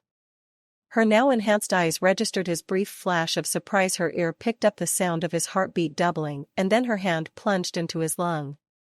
Pulling him close with her other hand, she grinned, revealing in the wonderful feeling of his blood coating her fingers and claws. He clutched at her shirt tightly, his fingers surprisingly strong even in death, his eyes fixed on her face. Yujito grinned and gave him a mocking kiss before with a wet plop she pulled her hand free and tossed him aside. Satisfied that she had well and truly killed him this time, she turned away only to pause. The air was suddenly hot and filled with an oppressive presence. Turning back slowly, she felt her eyes widen as she found the boy climbing back to his feet, once more tendrils of orangish-red chakra coiling and twisting around him. Her enhanced eyes darted to the wound she had inflicted and she felt her mouth go dry as it healed with frightening speed.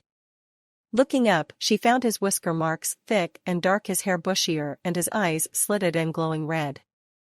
Not a bloodline. Yujito couldn't help but bare her fangs in displeasure as she saw his face. Naruto was snarling at her, but it looked very much like a disturbed smile. A Jinchuriki.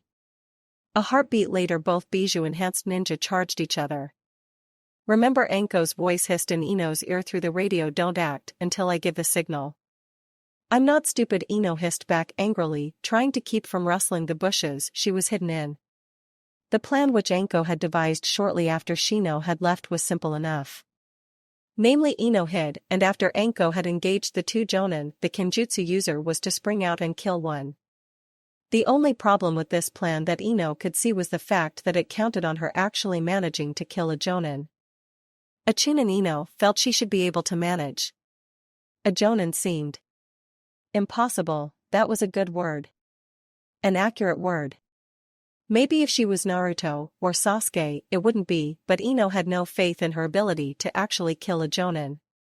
20 or so minutes later, she was forced to set her thoughts on the impossibility of her task aside. First to arrive in the clearing was a young woman maybe a year or so older than Ino, with black hair and dressed in an odd combo of navy pants and a sleeveless black and white shirt. She was soon joined by a young man. He had the same kind of attractiveness as Sasuke, dressed in the same type of outfit as the girl. Oh, so it's Aoi, eh?" Anko said, sounding amused as she emerged from the trees munching on her dango. "Ah. It's Anko-chan," the female jonin said excitedly. "Aoi-san, it's Anko-chan." "I can see that." Sora, the young man named Aoi, said, a tiny smile on his lips as he casually removed the hilt that was hanging from his waist. "So Anko-senpai, is there a reason you're so far from home?" "Oh no," Anko said, casually flicking the finished dango stick away. "I heard that Stone Country had great dango. Killing you too is just icing on my dango." "Anko-chan, don't you remember me?" Sora said, sounding slightly hurt. Anko said, blinking, then snapped her fingers. "Aha. You're that girl from the Chunin exams a few years ago. So you've made jonin?" "Yep. Just got the promotion," Sora said, happily bouncing on the balls of her feet. So this is my first jonin mission too. So what are you doing out here?" "Like I said," Anko returned with a grin and producing a kunai dango. But it's nice to see that you've managed to get over that whole "I'm a girl, I'm only supposed to be a sex object" concept you had. Thanks. Sora beamed back happily. It's only 'cause of your test, though, that I figured that out. So I owe you a lot, Anko-chan. Well, let's get started, shall we? Anko said, shifting her weight slightly to start the fight. Just a minute, Aoi said, the hilt of his sword blazing to life with yellow lightning. Let me invite our party crasher, okay? Ino blinked, then realizing what he meant moved a split second before he lunged to her hiding spot and slashed both a tree and the bushes in half. Rolling to a stop, Ino regained her feet and turned, pulling her own sword. The man smirked, shifting his attention from her to Anko and then back. I must be getting old, Anko, if you gotta rely on cheap tricks like that. Aoi, Anko chirped happily, I'm going to slice your skin off in strips one at a time, letting you die only after hours of excruciating pain. Nice mental image, Sora whistled in amazement. I'm impressed, Anko-chan. Ino nodded mutely, feeling slightly sick at the image she had just painted. Plus that killer intent was so strong that even Ino could feel it. Aoi even looked slightly panicked, which wasn't surprising since Naruto was the only one she could see being unfazed. So can I fight Anko-chan? Sora asked anxiously, like a little child begging. Please, Aoi-san? I really want to fight her, and... You can have her, Aoi said, eyes glinting malevolently as he stared at Ino. I prefer blondes anyway. Tensing, Ino shifted her weight to rest on her back foot while the tip of her sword rose to aim between his eyes. Whatever doubts she had, they couldn't exist now. She had to fight, and she had to win. Aoi seemed to grin at her, then lunged forward with unbelievable speed with several powerful slashes. Ino ducked and dodged as best they could, unprepared for the speed of his assault. Leaping back, she channeled the chakra along her blade and landing drove it into the ground. The earth rumbled, then exploded, forcing Aoi to jump. The Jonin used part of the flying debris to change directions, and Ino just barely managed to dodge as he slashed a tree behind her down the middle. Skidding to a halt, Ino felt her eyes widen in surprise, realizing just how effortlessly he had done that. My, you're fast. And using such an advanced kenjutsu style, Aoi said as he stood, the sword crackling as he lifted it horizontally before his face. It's nothing though, before Raijin Ken. What the hell kind of sword is that? Ino panted, eyeing both it and him warily. The ultimate weapon, it was the weapon of the Nidaime Hokage. This lightning blade can cut through anything before it, nothing can stand. Not even your new Godame's pathetically famed Raikiri, or the Yondame's wretched Rasengan. Tightening her grip, Ino narrowed her eyes. Her fear was now supplanted with something different, righteous fury. Aoi had stolen from her family, insulted the Hokage, and insulted Naruto's dad. With a scream, Ino darted forward, her sword sweeping to the side, then around, the fury of her assault forcing him to dodge back in surprise. Aoi recovered quickly and, ducking her next slash at his face, made a thrust at her stomach. Ino, realizing the danger, threw her body to the side even as a flare of pain flashed through her. Ino's shoulder and back hit the ground, but she adjusted her body through a flare of pain to regain her feet smoothly. Panting, her hand instinctively moved to her left side, where her fingers grew slick with what she knew instinctively to be blood. Wincing, she moved her hand back to the hilt of her kodachi and stared at the man, who looked mildly impressed. You are a nimble one, aren't you? Aoi said, shifting his weapon around into a new position. You managed to dodge in that split second just enough to avoid an instantly fatal blow. Let's see if you can do it again. Tuji Mizuki had, upon escaping Hyodoshi, known his choices were limited. How could he not after escaping from that hell? Having already betrayed Konoha, once he had very few options.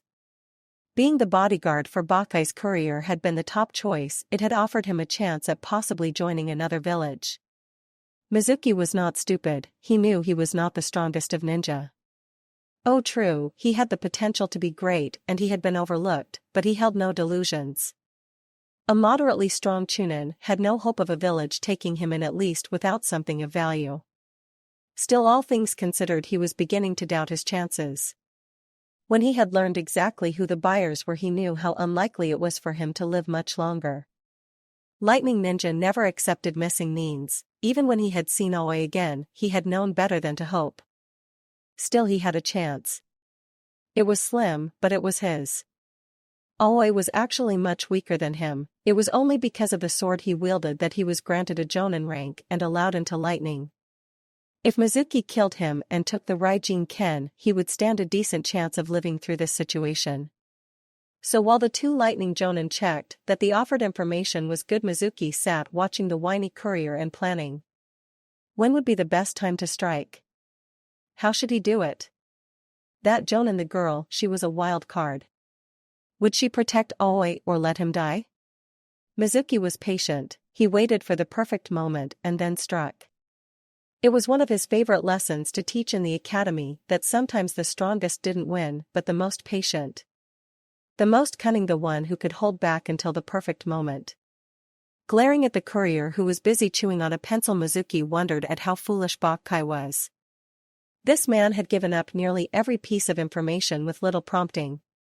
If Bakkai was planning to defect, he should have known better than select such a courier. Indeed, it had only been due to Mizuki that they had anything left to bargain with, anything to entice Aoi to let his guard down long enough for Mizuki to kill him. Ugh, I thought you said this place didn't have bugs. Looking around once more, Mizuki raised an eyebrow watching the man swat at his arm. Shifting his attention to the door, then the window, he sprang to his feet, realizing what was happening. Kakechu? Kakechu? The courier asked, sounding confused. Yeah, special bugs that live inside a member of the Aburame clan, Mizuki explained, shifting his stance slightly. Usually they strike well before you see them. This one is warning us. Which means? Shino? Mizuki-sensei, the Aburame in question said from overhead. So I take it you got promoted, eh? Mizuki said without looking up. He wasn't surprised. Shino had been a very talented student and one of the top graduates. Of course he would have been promoted, and only Chunin or above were sent on this sort of mission. You were supposed to protect me. The courier shouted, bolting for the door. Fool, Mizuki muttered as the man was suddenly tripped and subdued by a swarm of bugs. Finally looking up, he prepared himself for the coming fight. You know, the person I work for could always use another ninja. Governor Bakkai, Shino said, is most likely dead by now. Mizuki felt his mouth go dry. Shino was not known for lying. To make things more difficult, all of the tells you could usually use to discover a lie were denied to Mizuki. Shino did not show emotion, his eyes were hidden and his body language muted by that jacket. Can I ask who it was? Naruto, Shino said. He has become a very efficient and dependable ninja. Mizuki blinked, his memory flashing back to that night in the forest, that humiliating fight. That Naruto, that loser? He was now on such a level? Impossible, but... Shino didn't seem as if he was lying. Opening his mouth to say something, he instead dodged the first attack of Kakechu. The spear of bugs scattered against the floor, and Mizuki hurled a series of 7 needles at the boy overhead. Naturally, the needles were absorbed by a wall of bugs, but that was Mizuki's plan. Turning, he abandoned the courier and jumped through the window. Landing on the street adroitly, he took off. After all, you never fought an Aburame within an enclosed space with those bugs. They could control the area. Halfway down the street, he heard the sound of Shino giving chase and grinned, leaving behind a bunshin and an exploding note. A few moments later, Mizuki heard the satisfying noise of the explosion, and he felt a tad disappointed. It had been such a simple trick. Shino should have been able to avoid it. Then, sensing an attack from the left, he dodged, watching as a spear made of bugs passed through the space he had just occupied. You've improved, Mizuki said, glancing at the boy on the left, before narrowing his eyes as another Shino appeared on the right. A lot. Slipping a kunai from his sleeve, he brandished it expertly as he darted toward the one of the right. Ducking under a punch, he lunged, driving the blade into his stomach. Almost instantly, the Shino he had struck exploded into a swarm of bugs, and he spun just in time to avoid the other Shino's attack. Darting left, then right to avoid 2 more punches, Mizuki sprang forward, shoving an arm aside to drive his blade home in the boy's chest. I thought I taught you to never pick a fight with a stronger fighter. Mizuki lectured with a vicious smirk as the boy clutched at his wrist. His smirk faded however as Shino opened his mouth and emitted a swarm of Kakachu directly at him. Desperate, the older Chunin tried to yank his arm free but discovered it was now trapped within the grasp of an even larger horde of bugs. No, it couldn't be. It couldn't. Mizuki's last thoughts as the bugs swarmed over him and down into his lungs was just how impossible it was for someone as strong as him to be outsmarted with nothing more than a series of bunshin made of bugs. The fight was out of control, past out of control. Flashes of blackish purple and orangish red chakra. The air filled with a malevolent evil and cold intelligence. They had both long since abandoned their jutsu. All that existed was the physical. Naruto could feel himself losing control. He felt it both inside and outside of his body. Both in control and out of control of himself. Batting away a kick, he retaliated with a punch only to receive a sidekick to the ribs. Roaring in anger, Naruto recovered and lunged, claw-like fingers plunging for the girl's chest. Yujito batted his arms aside and grasped his throat, her own claw-like fingers piercing his flesh. Naruto lashed out, instinctively searing her cheek with his claws, and she dropped him. Landing, Naruto spun, taking her legs out with a sweep before dropping an axe kick into her stomach. Yujito quickly recovered and scrambled to her feet, but Naruto beat her there and brought his foot up into her face with a spray of blood. Stunned though she was, it didn't stop her from latching a hand onto his leg and slinging him around into a tree. Naruto managed to regain his feet, but Yujito had apparently recovered and was now seemingly in a berserker rage. Naruto threw himself to the side, skidding on his hands, and the balls of his feet then darted forward, fangs bared. Weaving his way through her wild attacks, he caught her leg and flipped himself on his side, tossing her over his shoulder. Spinning around, he charged before he had recovered and tackled her from behind. Yujito retaliated with a sharp elbow to his ribs and then grabbing his head threw him over her shoulder. Landing heavily, he had only a moment to register the change when she suddenly landed on his stomach, plunging her fingers at his face. Grasping her hands, he hissed, muscles going taut as he struggled against the girl. Suddenly pulling her arms wide and down, he drove his head up, smacking his forehead into her face. Reeling back, Yujito shifted her weight and Naruto struck out once more, knocking her off of him. A second later, Naruto tried to scramble on top of her, but she knocked him away with a kick. Recovering, the blonde regained his feet in a crouch, his mouth filled with the familiar taste of his own blood. Yujito was crouched across from him, her eyes narrowed and blood coursing down her cheek and chin. There was a moment of silence, then Yujito screamed and charged him once more. Naruto, however, dodged each of her blows, then caught a punch and twisted her arm. He heard the gasp of pain and followed up with a round kick to her ribs, then her face. He released her arm a moment later and spun, planting a reverse sidekick to her stomach. It lifted Yujito off her feet, but instead of crashing to the ground, she landed nimbly and crouched, her eyes narrowing. Naruto didn't know what was going on, only that he felt the urge to keep attacking.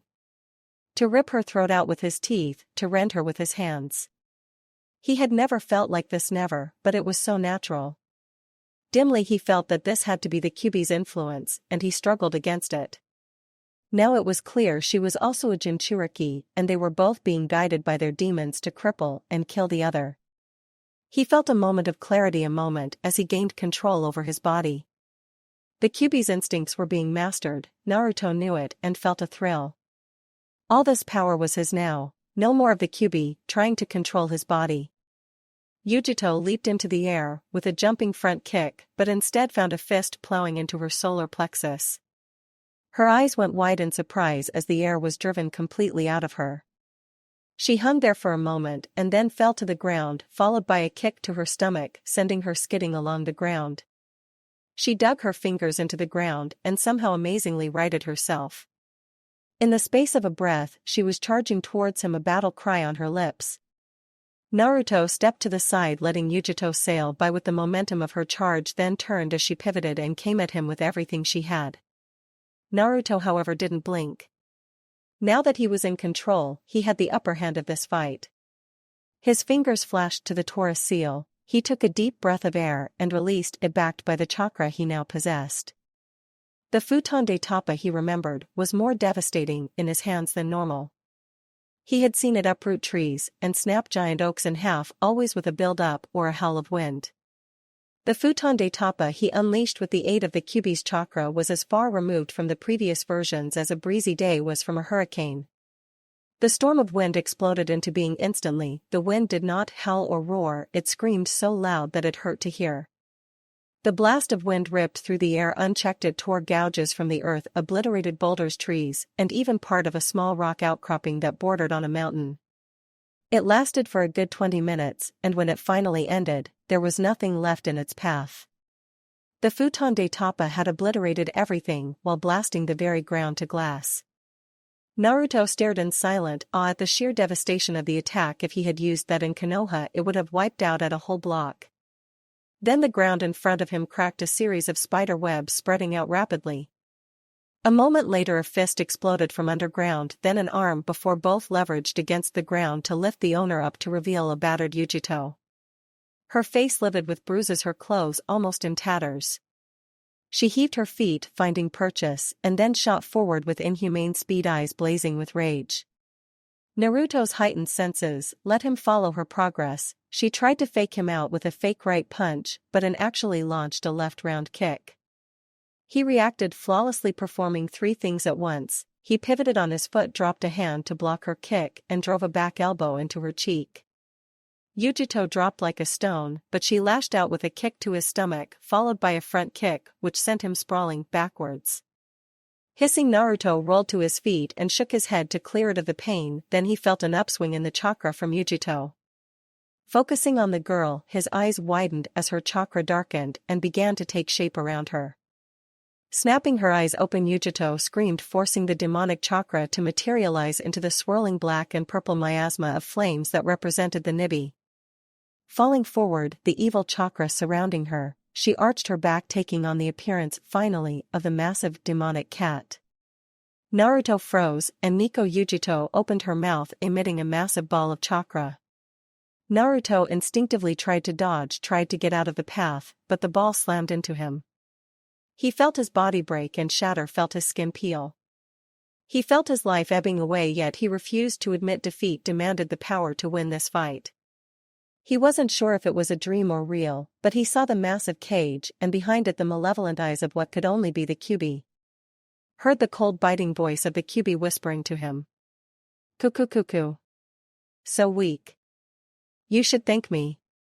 Naruto felt his body convulse, his flesh felt like it was boiling, his body burned hotter than anything he had ever felt. It was searing, blinding heat that consumed him from the inside out. He felt his body painfully heal, his mind however was disappearing. He was losing control. He struggled and fought against it, but he could feel the evil he had only vaguely sensed, before swallowing him whole. Suddenly he was trapped inside his own body, unable to control it as his body jerked upright and then down into a crouching position. He both felt and saw the boiling red chakra surrounding him take the shape of a long-eared fox. Then through the smoke and rubble he reared back and hurled his arms forward, sending a pair of massive orangish-red arms toward the prey, rending the earth apart as they sought her. Nimbly avoiding the attack, Nico Yujito emitted another blast. The long ears of Kyuubi Naruto twitched, then the younger monster turned and, flinging his arms out wide, unleashed a chakra-enhanced scream of rage. The blast of chakra exploded in a blinding display. Overhead, the clouds began to darken and swirl ominously. Sora was not stupid, Anko knew that much. Dodging the other woman's weapons, Anko grinned to herself. Sora definitely knew not to let her get close. A moment later, Anko was forced to race backwards as a series of lightning bolts exploded from the ground. Skidding to a halt, Anko panted from exertion. "Got a new trick, huh?" "One of many." Sora smirked. "Raiten Chikayari was just a warning. You know, from one kunoichi to another." "Gee, thanks," Anko said, thrusting her hand forward as she released her own jutsu. "Sanaida Jashu." Snakes exploding from the sleeve of her jacket, twisting as they plunged through the air. Sora unexpectedly began forming a series of rapid but calm seals. "Rariyuden no jutsu." A moment later, Anko's snakes were consumed by a massive dragon made of lightning. Swearing, Anko threw herself to the side, regained her feet, and fired off a series of kunai, which were expertly dodged. Okay, so Sora had definitely earned her Jonin rank. Shifting slightly, Anko began trying to select a jutsu to counter the girl's lightning attacks. Sadly, Anko only had one, maybe two wind jutsu. So Anko, what you think? Have I gotten better? I'd say yes, Anko admitted warily. Really? Great. I have this one jutsu I want your opinion on, K. Sora said brightly before flashing another series of seals. Baisu Ryuden no Jutsu. In the half-heartbeat that took to launch, Anko unleashed her own jutsu before she realized what she was facing.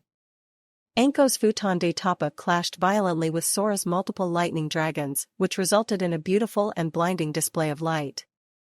Well, Sora said breathlessly, staring from behind her hand. No wonder they call you Sama in Konoha. That was fast, and Kami, you handled all 10 lightning dragons with one jutsu. Panting and feeling her arms tremble from the amount of extra chakra she had forced into that jutsu at the last second, Anko smiled faintly. Thanks, gotta say. That last one was definitely a killer. Top notch. Thanks. Sora beamed, producing a series of kunai. I created it myself, and I was worried it wouldn't work. Anko quickly began dodging the weapons as they whistled through air, twisting and coming perilously close to the blades. I am Tori, Anko hissed, hurling a weighted string at Sora, strengthening the thread with her chakra to the point that it could cut through steel. Sadly, even that technique failed as Sora launched another Ryuden. Okay, this was getting tedious now. Glancing briefly at Ino, Anko almost swore. The girl was bleeding heavily from her side while dodging always blade. Focusing on a grinning Sora, Anko sighed. It was time to stop playing. Okay, Sora, I'll admit it, Anko said, slowly standing upright while gathering her chakra. You've gotten dangerous. I recognize you as a serious threat, really? Sora said excitedly, like a little girl that had been given an early present. Well, I've waited so long for, but you know, Anko continued, beginning to form seals. That's not a good thing. Why not? Because it means I notice you now, Anko said, coldly finishing her jutsu. Gianto Nenten, Hibi, no Jutsu. A moment later, the earth rumbled and then exploded as two giant snakes shot after the now airborne Sora. The younger girl looked surprised, but was professionally forming her own seals. Watching intently, impressed that the girl had grown so much, Anko calmly slipped a kunai into her hand, took aim, and threw. Sora reached the apex of her leap and launched her counter to Anko's jutsu, a beautiful display to say the least, then looked around at the last second. Sadly, it was too late. Anko had timed her throw just right, and Sora now had a kunai plunged through her heart. It was almost bittersweet to watch the woman's body go limp and then plummet to the ground with a dull thump. Holding back to ensure the other woman was really dead, Anko sighed. Walking over, she stared at the limp form for a second before rolling Sora over and retrieving her kunai. And if I notice you, that means I kill you. Standing, Anko sighed, turning her attention to the only remaining ninja in the clearing. With an unnatural nimbleness, Kyubi Naruto hopped to one side, narrowly dodging a fiery blast from Nico Yujito, and then darted in, delivering a double-fisted blow that knocked the slightly larger Mesama cat into the air and back 50 feet. The Nico Yujito fell to the earth and skidded for several extra feet before coming to a stop. Its body weight shifted, chakra claws gouging the ground as it shifted the stance to distribute its weight more evenly. Then Kyubi Naruto came crashing down upon it, his chakra claws slashing down the cat's chest in a crosswise motion. As the cat staggered back under the assault, the Kyubi Naruto crouched low and swung himself in a tight arc, the boiling chakra tail slamming into the side of the Nico Yujito's chakra. The cat rolled against the blow expertly, a chakra foot slashing out, knocking the chakra fox away. Kyubi Naruto twisted again in a way that no natural creature should be able to, and landed nimbly. Nico Yujito, however, had already launched itself at the distracted Kyubi Naruto. With an almost gleeful roar, the cat's head swung in, narrow jaws parted wide.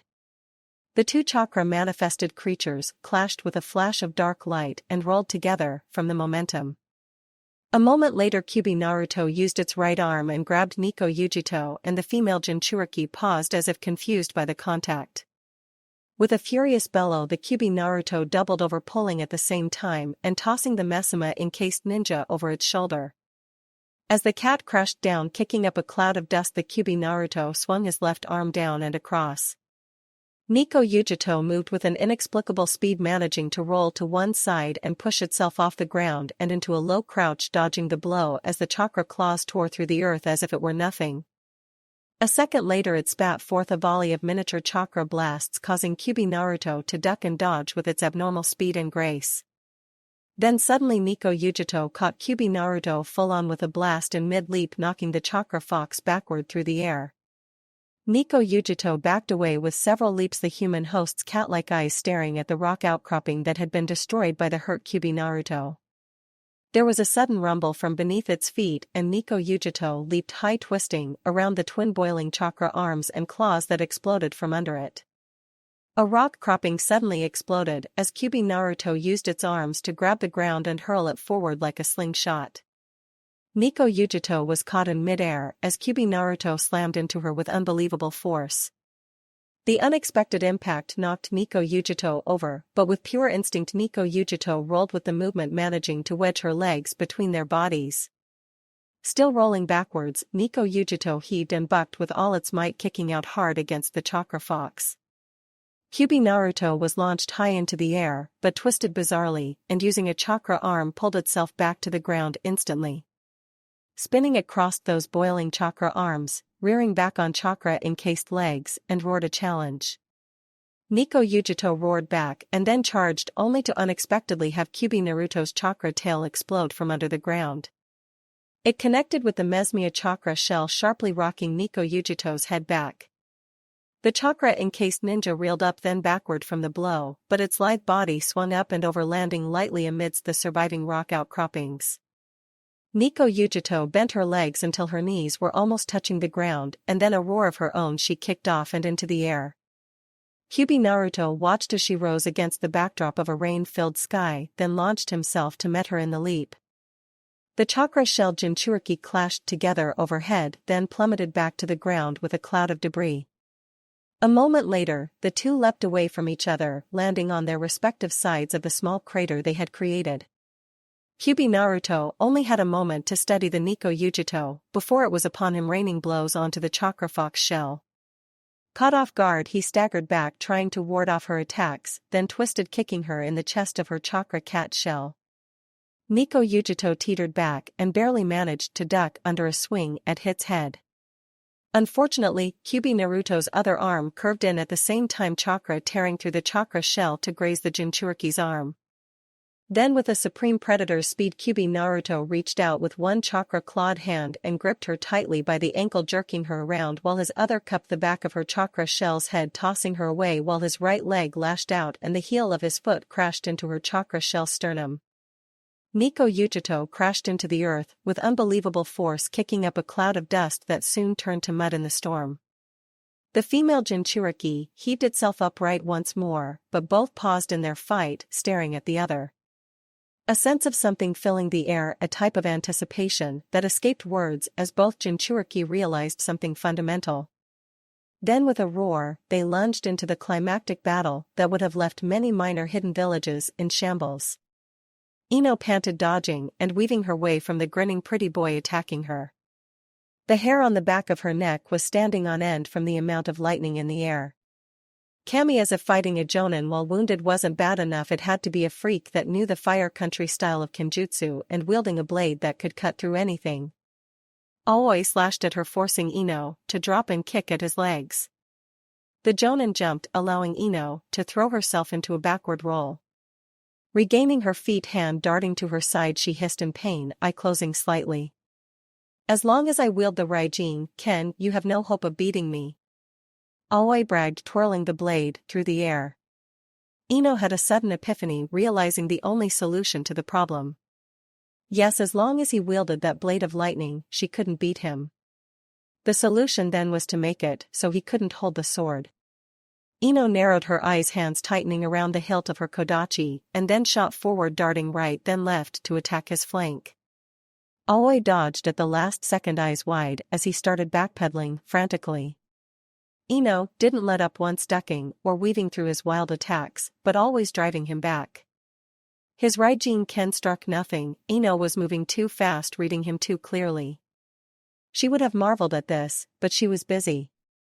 Vision blurring, Ino ducked a wild downward chop, then her kodachi flashed out neatly, severing flesh and bone in a spray of blood. Ino was moving even as the hand holding the Raijin Ken sailed harmlessly through the air. A half heartbeat later, his other hand followed. Aoi screamed, crumpling to his knees, his mouth slack, staring up at her in shock. Ino, however, stumbled, the blinding pain in her side overwhelming her senses. Her head swam, her arm felt so heavy. Gritting her teeth, Ino managed a final slice, and the older ninja toppled over headless. Ino tried to laugh, but her fingers went slack, allowing her kodachi to slip away. Then suddenly she hit the ground with a thump, her side filled with a burning pain. Her mind drifted for a moment, then snapped back into focus as Anko's face came into view. The older woman was staring down at her, casually, a kunai twirling around her finger. Ino opened her mouth to say something, but decided not to waste the energy on the bitch. Anko seemed oblivious to this as she knelt at her side and, using a kunai, sliced away the pre-existing bandages around her wound. Not too deep. Ino couldn't help but yelp as she felt Anko prod her wound with a finger. You won't be dying, but that's gonna leave a scar. What? Ino managed, breathing through her teeth heavily. Medical jutsu doesn't leave scars. Eh? Medical jutsu? Never learned any, Anko explained as she pulled a kunai out and began forming a seal. All my focus went into how to kill things. You're just lucky I know how to cauterize wounds. See, cauterize? Ino mumbled, then watched in mounting fear as Anko breathed out a small ball of fire at the kunai until it seemed to turn darker. The blood loss slowed her thought processes down just enough that she didn't realize what exactly Anko was planning until the woman turned to her with a sadistic grin. Now this is going to hurt a lot. But I won't enjoy this, Anko said, her grin growing as Ino screamed when the searingly hot blade came into contact with her skin. Okay, I lied. I'm enjoying the hell out of this.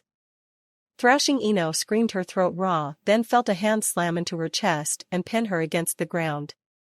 Stay still, otherwise it'll just get worse. Whatever part of Ino's mind that constituted Ino retreated from the searing pain. She screamed for what felt like hours until finally the blade was removed and her body reported the burning pain fading. Breathing heavily, Ino stared sightlessly at the brightening sky overhead, tears coursing down her cheeks. It was almost like being born again when Ino finally came back to herself. The first thing she felt was someone gently bandaging her side. Lifting her head, she stared at the woman who had just tortured her, putting the final touches on a bandage before sitting back. So, Anko said, raising an eyebrow curiously. Can you talk? Ino hesitated, thought about what to say, then decided on the only suitable response. Ow. I said the same thing. Anko chirped happily. Jiraiya hated the rain. It had rained when Tsunade started dating Dan. It had rained when Orochimaru, his best friend at the time, became a traitor. It had rained when the Yondaime died and when his first book flopped. It had even rained during Sarutobi's funeral. It was raining now, pouring down all across the rocky countryside. The Sannin, however, was focused on the massive amount of chakra he felt being tossed around. It was not normal chakra, he knew that sort of chakra from his years of experience, and he was rushing toward it. The frog he was riding, not Gamabunta, who was temperamental, but a strong enough toad that could make extremely fast time. Anisai, how much longer? One more hop, the large toad croaked back, heaving itself high into the air. Jiraiya winced as the rain struck his face rapidly, then whistled as the toad began to descend. After landing, the large creature disappeared in a puff of smoke and the toad sage dropped expertly to the ground. For a moment he felt nothing, then an unbelievable amount of evil intent washed over him. Hurrying through the sparse forest, he leapt to the top of a large boulder and froze, mouth gaping open.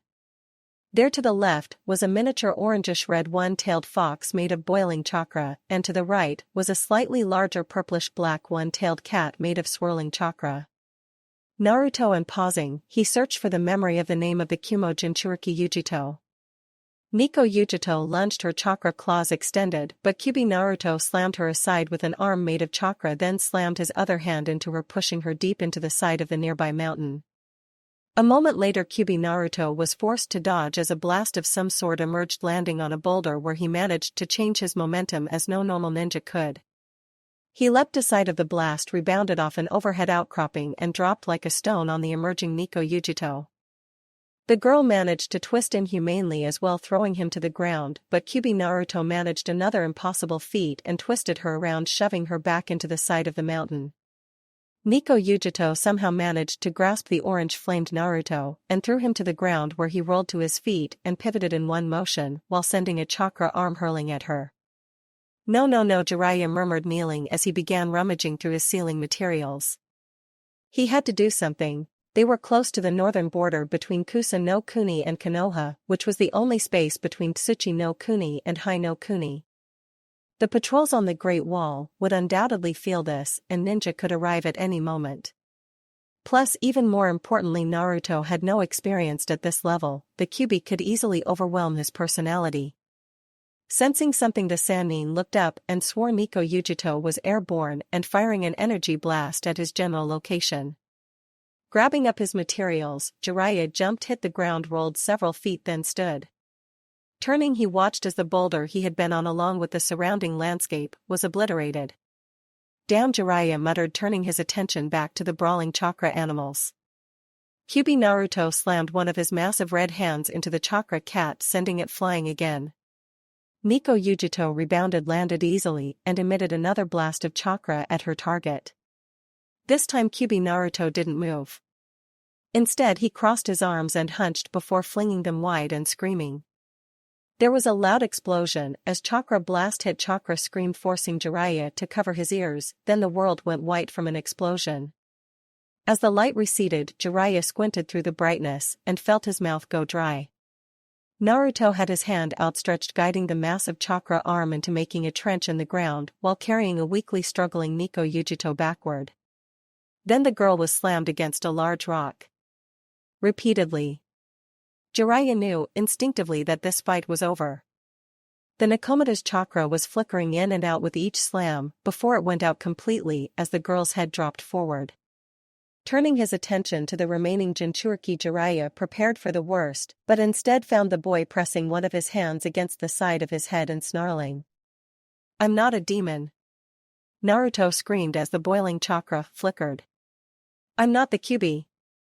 The snarl turned into a pained expression as the boiling chakra began to dissolve and Naruto collapsed to his hands and knees. "I am Uzumaki Naruto." With that, the blonde promptly collapsed in a total heap. Silence filled the air as if noise had been eradicated. Hesitating, the large man created a Kage Bunshin to check on the girl. Then, creating another Kage Bunshin, he hinged it into a three-sided tent before quickly moving to check on Naruto. Rolling the boy over, he frowned. Naruto was bleeding from the ears and nose, unsurprising, considering the sheer amount of willpower it took to forcibly suppress such chakra without training. Actually, Jiraiya had never seen a Jinchuriki do that without training since during the first major manifestation of the first level the Bijou overwhelmed their hosts. Shaking it off, he lifted Naruto's shirt to reveal his stomach and the now glowing seal it contained while forming the one-handed seals. Taking a moment to study the seal, he frowned while applying the imperfect Gogyu Fuin. Settling back as the Kyuubi's chakra and influence were disrupted complete, he scooped up the runt and carried him back under the tent. Making a fire, he sighed, turning to study his other Kage Bunshin, who was tending to the girl. What had the yondaime been thinking, modifying that seal in such a way? The Shursho Fuin and Shiki Fujin were obvious, one to seal the demon and the other to allow Naruto access to the power, but that last one, the Hack no Fuin Shiki, seemed to act as a sort of merging process or binding. It was as if the yondaime had been trying to tie the Kyuubi's being to that of Naruto. Why bother though? It was a pointless. Then suddenly Jiraiya realized the only explanation. It was brilliant. It was also a very despicable thing to do. The problem with Jinchuriki was that when they died, unless the bijou was transferred to a new host, it escaped. This process merged the Kyuubi to Naruto's soul, so that when Naruto died the Kyuubi would as well. The yondaime had found the only way to actually kill an immortal demon. Naruto would in essence be the ultimate Jinchuriki in every sense of that word. Pushing that aside, along with the consideration of whether he should tell Naruto, he heaved himself up once more, heading for the girl and the Kage Bunshin. Coming to a stop, he considered her, then flashing through a few seals, he summoned a medium-sized orange-brownish toad. Kneeling, Jiraiya carefully inked a memory modification seal on her forehead. Lifting his fingers, he activated the seal and then nodded at the Kage Bunshin to cover her exposed hands, before placing her on the toad. Okay, Isagama, take her back to Lightning Country, but don't let yourself be seen, understand? Shouldn't the runt bring her back though? Isagama asked, staring down at the Sannin strangely. Normally I'd let him. It'd be a big feather in his cap, Jiraiya explained, shaking his head, but she'd get turned over to Ibiki-kun, who might eventually break through the memory seal I put on her. I can't risk that because she knows something about the brat that is his private business. Aha, Isagama said in understanding, and then a croak later the toad was gone and Jiraiya sighed, collecting the sealing supplies that he'd dropped earlier. Moving back under the tent and shivering from the heat of the fire, he began a complicated sealing process. 20 minutes later, he finished his scroll, before applying his chakra, pulling in every ounce of the evil intent and demonic chakra that tainted the area. He rocked back as it finished, sweating and feeling as if he had been immersed underwater for several hours. After that, he carefully put the scroll up. Such concentrated chakra and evil intent could used as a weapon later. Overhead, the rain abated slightly as he shifted through his materials and began penning the first page of his newest book. The basic concept was simple: boy meets girl's twin sister, chaos ensues. Humming along, he flew through the first half-dozen pages, before a low groan made him pause. Turning, he looked over at the groggy ninja as he sat up and cradled his head. Naruto made another noise of annoyance, then coughed. Finally awake, eh? Jiraiya asked, turning back to his new book. Eh? Ero-sanin? Naruto mumbled, looking up in surprise. A moment later Naruto sprang to his feet and looked around in confusion. Huh? Where's she at? You didn't. After you went through the trouble of sparing her life? Jiraiya snorted. Nah, I got one of my frogs to give her a lift back to Lightning. After I made sure her hands couldn't come into contact with him. Why? Her onijutsu, you brat, the Shikyo Takchi. Her what? Naruto repeated blankly, sounding totally out of it. Onijutsu, Jiraiya repeated slowly, are a unique brand of jutsu, belonging exclusively to Jinchuriki. Jinch, people that have a bijou sealed inside them, Jiraiya sighed, like you remember? Anyway, onijutsu are unnatural abilities for any human, including the advanced bloodline clans, to possess. Since they come from a demon, they're termed onijutsu. What makes them unnatural? Take that girl you fought, Yujito. Until she met you, every single person she's ever touched has died instantly. Gaara? His sand grants him a nearly perfect defense, making it near impossible to damage him. Oh, Naruto said, lowering his eyes. I'm lucky then, huh? I don't have any onijutsu. Actually, you do. A very powerful, and perhaps the most unnatural one of the lot, Jiraiya explained, climbing to his feet to stretch. Your bloodline, Tenkichu, I've had Tsunade look at your medical report. It's not healing you, it's regenerating. No matter how much damage you receive, you can't die. Tsunade? I can't die? I needed her opinion, and she thinks it's a Kyuubi chakra-influenced bloodline. Gave her just enough truth to let her create her own conclusions. Jiraiya said, sitting back down, then pausing he shook his head. I should explain it differently. It's not that you can't die, it's just extremely difficult to kill you. Take an instantly fatal blow, or try to use more Kyuubi chakra than your body can handle at one time and you'll die. Naruto said before frowning. So I'm pretty much immortal? Baka Jiraiya said. You are not immortal. Not even close. Just because you're harder to kill than most doesn't mean jack.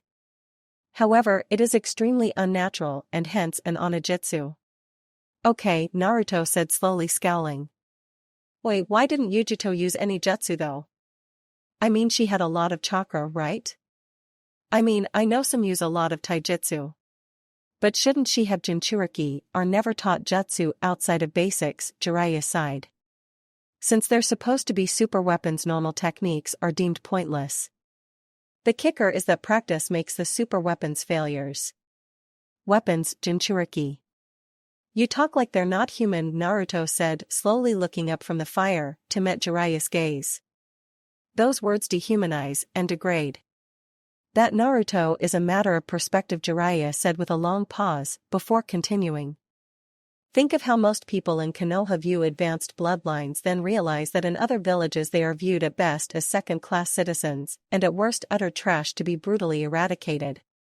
It's not the same, Naruto said heatedly. Why not? Because it's not. Naruto said forcefully, with a scowl.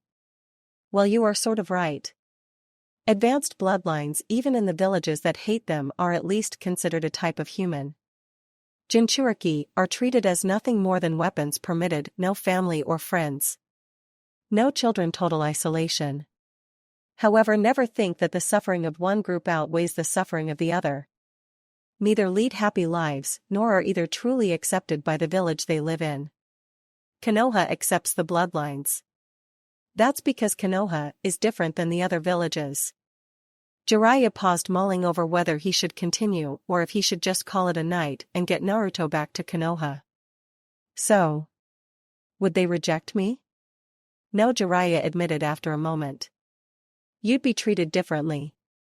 They wouldn't view you as a hero anymore. Your journey to Hokage would become nearly impossible. But Konoha would ultimately accept you. Prejudice in Konoha is a tricky thing, don't risk it until you have no choice. I'll tell them one day, Naruto murmured, lowering his gaze back to the fire. A Hokage should never lie about what he really is. That Naruto, Jiraiya said, startled to hear Sarutobi's words to Orochimaru echoed through. This young boy is perhaps the wisest thing you've ever said. You're not gonna be sick, are you? Naruto managed, coming out of his thoughts, to look down at the massive toad he was riding. Nah, just thinkin', well, we'll be close to Konoha soon. The toad said, leaping into the air, with very little effort. Great, Naruto murmured, drifting back into his thoughts. He wanted to be Hokage so badly, would be Hokage, but would that be possible once the village discovered his secret? A large vocal part of him wanted to keep it quiet, never to reveal what he was. The villagers would hate him, no doubt, and picturing Ino's face if she found out made him sick. Of course she might not care. Anko certainly hadn't, and Jiraiya treated him like any other person. They were special cases though. There was no promise that Ino or even Irika would accept him if they found out. Another part, the part that kept him moving toward Hokage, told him he had to tell them.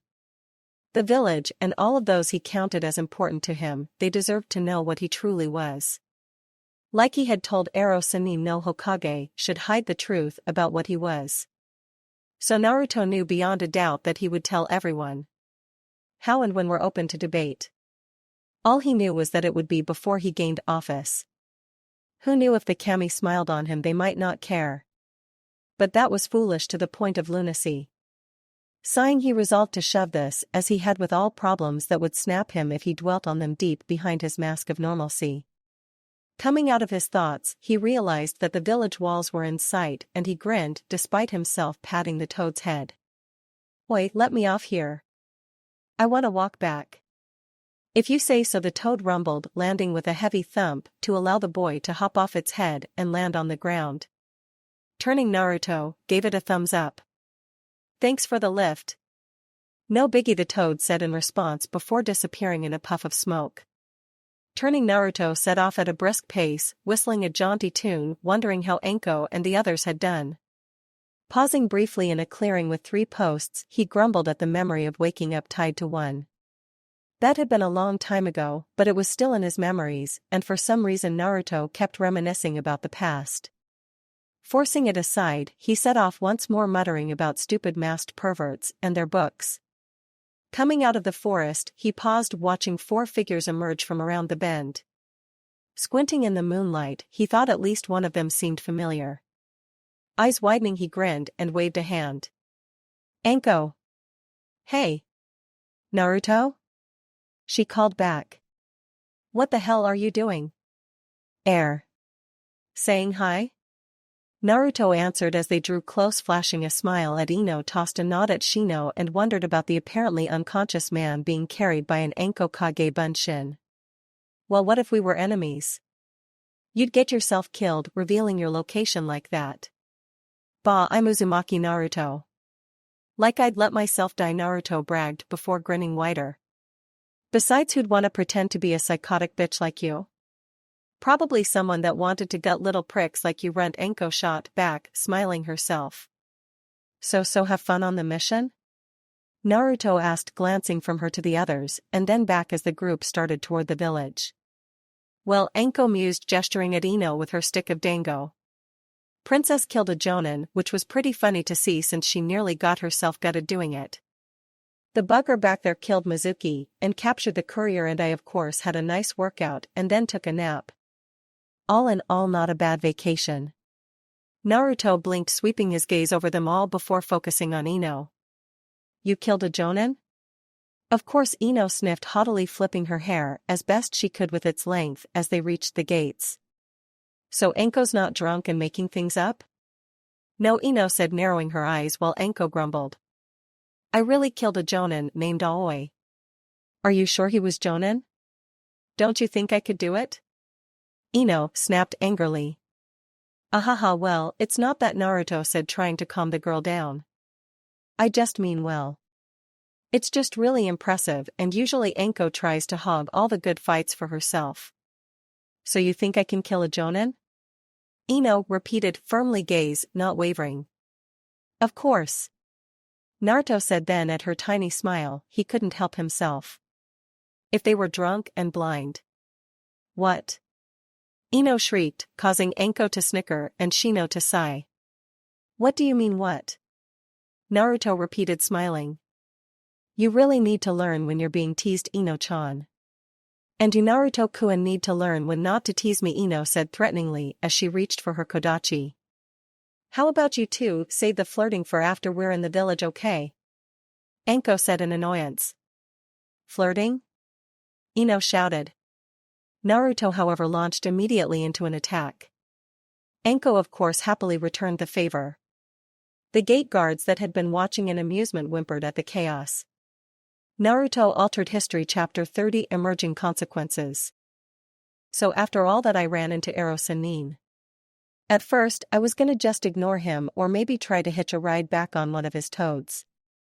Then I remembered how Anko grumbled about a mission report after Kusa, so I figured I might have to make one. Only I didn't know how, so I bugged him to show me. Which he did. Kakashi supplied an amusement, but only after he did his research. Exactly. Wait, how'd you know? Naruto asked, confusion on his face. I used to go with him on those research trips when Yandane was busy, Kakashi answered, I curving up happily. Oh, Naruto said with a roll of his eyes. Just what those women needed, 2 perverts peeking on them. 2 heads are better than 1, Kakashi said pleasantly. Anyway, as of now you're officially on inactive duty for your training trip. Right, Naruto said, deflating slightly. Now I just gotta figure out what to do till tomorrow. Go on a date, Tenzu suggested helpfully. Sure, Naruto deadpanned. And right after that Sasuke can grow a pair of wings and beat Anko's old sensei. Just go relax, Naruto, Kakashi offered, chuckling at the mental image. Grumbling, Naruto turned and left to try to do just that, leaving the 3 ninja alone in the office. Another minute passed, then Kakashi glanced at Danzo, his humor gone. So did he pass the test? I suppose, Danzo said evenly. The council should at least be pleased with the results. He did an outstanding job for a first time. I think it's an outstanding job, period, Kakashi countered, eye drooping. He managed to complete his mission, despite the lack of intel on the Jonin. Not only that, but he also learned which village this Jonin hailed from, which even if we didn't have Anko's prisoner would provide us concrete information on who exactly was buying secrets from Bok Kai. True. However, he did have to kill 2 Hai no Kuni ninja and several samurai. Self-defense, Kakashi said amiably. Besides, as long as they weren't fellow Konoha ninja, it doesn't matter who he killed. Of course, Danzo agreed blandly. So not only did you fail your mission to provide us with a very valuable Hai no Kuni official, but you were defeated by a mere Konoha Chunin? Yes, sir, Yujito said, eyes focused straight ahead, as was demanded of her, not looking at the wreckage. The office was empty and rather bare. Indeed, the only thing that gave it any sense of personality was the window behind the wreckage's desk, which overlooked a portion of the vast lightning field that surrounded the village. Were you unable to get within range? The wreckage asked sharply. No, sir, Yujito said, firmly forcing her temper to stay in check. I made contact with him several times, skin to skin. Well then, kindly explain how you failed. Your touch kills everybody, as you've proven when you killed your family and your genin team. I would dearly love to know how a walking ninja of death can fail to kill. I don't know how it happened, Yujito said, careful to keep her urge to shout in check. There was nobody more infuriated or upset than her. This threw her usefulness to the village into question, and that usefulness was the only reason she was still alive. All I know, Geor-sama, is that he seemed resistant to my Shikyo Takchi. Resistant, the wreckage said with a contained fury. Of course. How silly of me not to realize that someone could be resistant to a touch of instant death. Of course, that answers everything. It is possible, Yujito said, tightly using all of her willpower to keep from looking at the raging Kage, especially since he managed to do so. Do you take me for a fool? The wreckage exploded, fist slamming into the desk. The only possibly person that could ever prove resistant to your touch might very dimly be Uzumaki Naruto. Naruto? Yujito repeated, recognition setting in even as she looked at the furious Kage. How did you know his name? It was in the report our spies supplied of noteworthy Konoha ninja, the wreckage said, reining his temper in. Are you claiming that the Chunin you faced was named Naruto? That was what he claimed, Yujito said, her hands tightening behind her back. Blonde hair, blue eyes, whisker marks. That is the description our spies supplied, the wreckage murmured, sitting back, his anger apparently forgotten.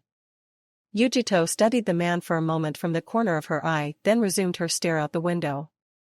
Mentally she was praying he would be too stunned to notice her lapse in protocol. Geor-sama, would it be possible for me to see the report they supplied?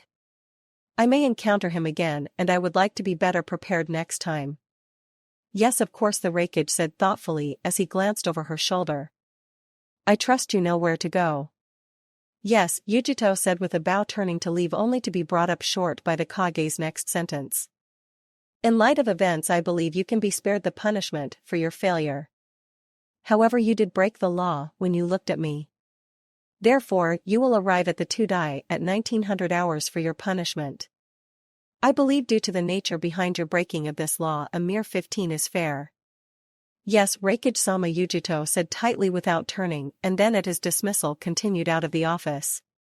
Once in the hallway, she took several deep breaths, mastering her anger and loathing for her looming punishment. Anyone else, if she had been anyone else, she wouldn't have been punished. It was only because she was a Jinchuriki that she was required to not look at Hiraikichi. Setting aside her anger at such unfair treatment, Yujito set off to the room detailing the foreign villages. Pausing just down the hall, she placed her hand against the special seal lock and flared her chakra. The seal glowed for a moment, then subsided, allowing the door to open so she could enter the small office. The room was cramped, the walls filled with several bookcases holding book scrolls and folders. In the center of the room was a small table and a chair. Closing the door behind her, she approached the cases devoted to listing intelligence gathered on each foreign village. Imgetsu Hoshi Kamurikiri. Yujito paused, a grin forming on her face. Konoha. Another moment was spent scanning the intel folders that were divided by names. There was Uchiha, and then Grabbing the one labeled Uzumaki, she turned and set herself at the table. Opening the folder, she paused to check the semi-blurred picture of the boy. Yes, this was the same boy she had fought. Crossing one leg under the other, she propped her chin in hand and began to read. Name Uzumaki Naruto, age 13, hair blonde, eyes blue, distinguishing features whisker marks, family status orphan. Standard fare for a report. Yujito sighed, then continued on. Recently graduated from the academy after repeated failures. Apprenticed to Mitarashi Anko, then transferred to Team 10. Again boring and standard and slightly disappointing as well. He had failed the academy repeatedly? How could someone like that ever defeat her? Completed 2B rank and 1A rank missions successfully. Freshly promoted to Chunin. Single-handedly defeated the Suna Jinchuriki. Yujito paused, then reread the last line. He had beaten Gaara? Without help? It should have been impossible for anyone other than the Raikage or the Hokage to defeat Gaara. Has a goal of becoming Hokage. Held in high regard by a few noble Konoha clans after his defeat of the Suna Jinchuriki and by all minor clans for his stance of shinobi equality. Rumored to have an advanced bloodline called Tenkichiu, allowing for instant healing or possibly regeneration. Yujito paused, her mind jarred by something. There was something nagging at her, something just beyond her grasp. Frowning, she tried to figure out what it was before realizing that her memories were being tampered with. The only reason for that was a memory seal. Closing her eyes, she took a breath and flared her Nico chakra, pushing against the seal as she had been trained. It was unusually strong, but then it shuddered and finally broke. The seal gone, her memories came rushing back, prompting her to remember that Tenkichiu was not an advanced bloodline. It was an onijutsu. Naruto was a Jinchuriki for the Kyuubi. Opening her eyes slowly, she stared at the paper, then at a nearby pen. It was information that needed to be shared. Yujito reached out for the pen, then hesitated. Why should she rat out another Jinchuriki? Because of her loyalty to the Raikage? That was a laugh. This whole village despised her, and the moment her usefulness as a weapon was over, they'd extract the demon and seal it into some other child. The cycle would be repeated, and Yujito, despite how much she wanted to prove her usefulness as a weapon, wanted no part of keeping this village safe. Closing the folder, she stood. Against her better judgment, Yujito was going to keep Uzumaki Naruto's secret. Yumino Irika sighed, settling in at the ramen bar. He was greeted by the semi-frosty glare of Iam's father, then gave his sheepish order to the part-time waiter. Left alone, the school teacher slumped slightly, praying that Iam's test came back negative. He really wasn't ready to be a father just yet, although with his luck it would happen. Shifting his thoughts away from his personal problems, Irika focused instead on his students, and in particular, Konohamaru. The young boy had at one point been very popular among the other students. Somehow this had changed. Even Konohamaru's former friends no longer liked him. More frightening was the fact that Konohamaru didn't seem to care about his sudden loss of popularity. The boy was throwing himself instead into his studies. Irika had even caught the boy trying to practice something from the material intended for older students. He was also studying the human body in a way that was disturbing. It was unnerving to see someone so young so focused on such things. What worried him more, however, were some of the dangerous similarities that were emerging between Konohamaru and Naruto. Irika admittedly hadn't spent much time with his former student lately, but what little time he had spent told him Naruto was changing, and not for the better. At least not in Irika's opinion. Still, he would keep such opinions to himself. Mainly because he knew that in Konoha such things would get back to Naruto, and he would hate to hurt his quasi-brother/friend in such a way. It still didn't mean that Irika felt safe with Konohamaru picking up some of those traits. Shaking it off, the school teacher offered a brief thanks to the disgruntled old man who set his ramen down, and then, after subtly checking for poison, hesitantly started eating. Grimacing, he glanced at the old man who was glowering at him. Irika considered that maybe it was time to think about finding a new ramen stand. At least until a hand slapped his back and a familiarly loud voice shouted his name, disrupting his thoughts and causing him to start choking. Wait, are you alright? Naruto said, swinging around to stare at him worriedly. Nodding, Iruka frantically forced down his noodles and gasped for air. Naruto beamed happily and hopped onto the stool beside him. Great. Then you can buy me lunch, right? Wait a minute, Naruto. Iruka managed, still trying to recover from his near death, by way of ramen. Ah, come on, Iruka. We haven't had lunch together in forever, Naruto said, looking around the stand before his smile slipped. Hey, where's Ayam-chan? She's at the doctor's office, Iruka managed, clearing the last of the noodles from his airway. Oi, is something wrong with her? Naruto asked in concern. No, the chef said, looking over at them, a ladle in his hand. She's just getting a test because of an overenthusiastic boyfriend. Huh? Who's her boyfriend? Naruto blinked, looking around in confusion, then noticing Iruka's awkward face, grinned. Iruka? You and Ayam-chan? Yeah, just recently. Iruka admitted, scratching the back of his head, acutely aware of the chef's glare. This is great. If you marry her, then I can have all the ramen I want for free. Now wait a minute. Both Iruka and Ayam's father shouted in unison. Oi, so I guess I should order a lot now, huh? Naruto grinned impishly. Naruto. Iruka shouted, before pausing to look at the entrance, where Ayam had entered, a happy smile on her face. The school teacher, being a ninja, knew without words what that meant. Ayam, her dad said slowly, almost nervous. What did they say? The girl's smile grew slightly as she looked from her father to Iruka, then to Naruto, then back at her father. Twins. Iruka froze, stared at her as the words sank in, and promptly toppled over. Her father clutched his chest and stumbled back, knocking over the pots of ramen. Naruto cried out at the loss of his precious food. Iruka, thankfully, passed out. The air was damp, rich with the soft songs of cicadas and grasshoppers. A secret song just for those who could truly appreciate the music. Such as the young man dressed in the gray high-collared jacket crouching amidst the tall grass. It was a very beautiful song in Shino's opinion, and he was happy to be able to listen to them once more. Even Kikyo and the rest of his Kakashi seemed lulled by the songs, which meant that Shino felt even more relaxed than normal. Eyes closed, he began to doze, mind drifting to the mission and to his team. It was so odd in the dream how easily he viewed each of them as part of his family. Anko was like the crazy woman you knew was related to you, even though you weren't precisely certain how. Ino was the sister you both loved and found amazingly annoying, and Naruto. He was the sister's boyfriend, but still family. Still part of. Shino felt uneasy at the absence of the hive that guided the clan, the soft soothing voice that gently reminded all Aburame that they were unique. That there was nothing to fear, that even when they were gone, they would be remembered. Yet it was gone, and part of Shino felt very uncomfortable with that development. He snapped out of his dreams and subconscious musings quickly, the air now silent. His Kakashi were already moving, swarming through the grass and bushes, relaying to him that his father was approaching. That his father's bugs were responsible for the silencing of the song.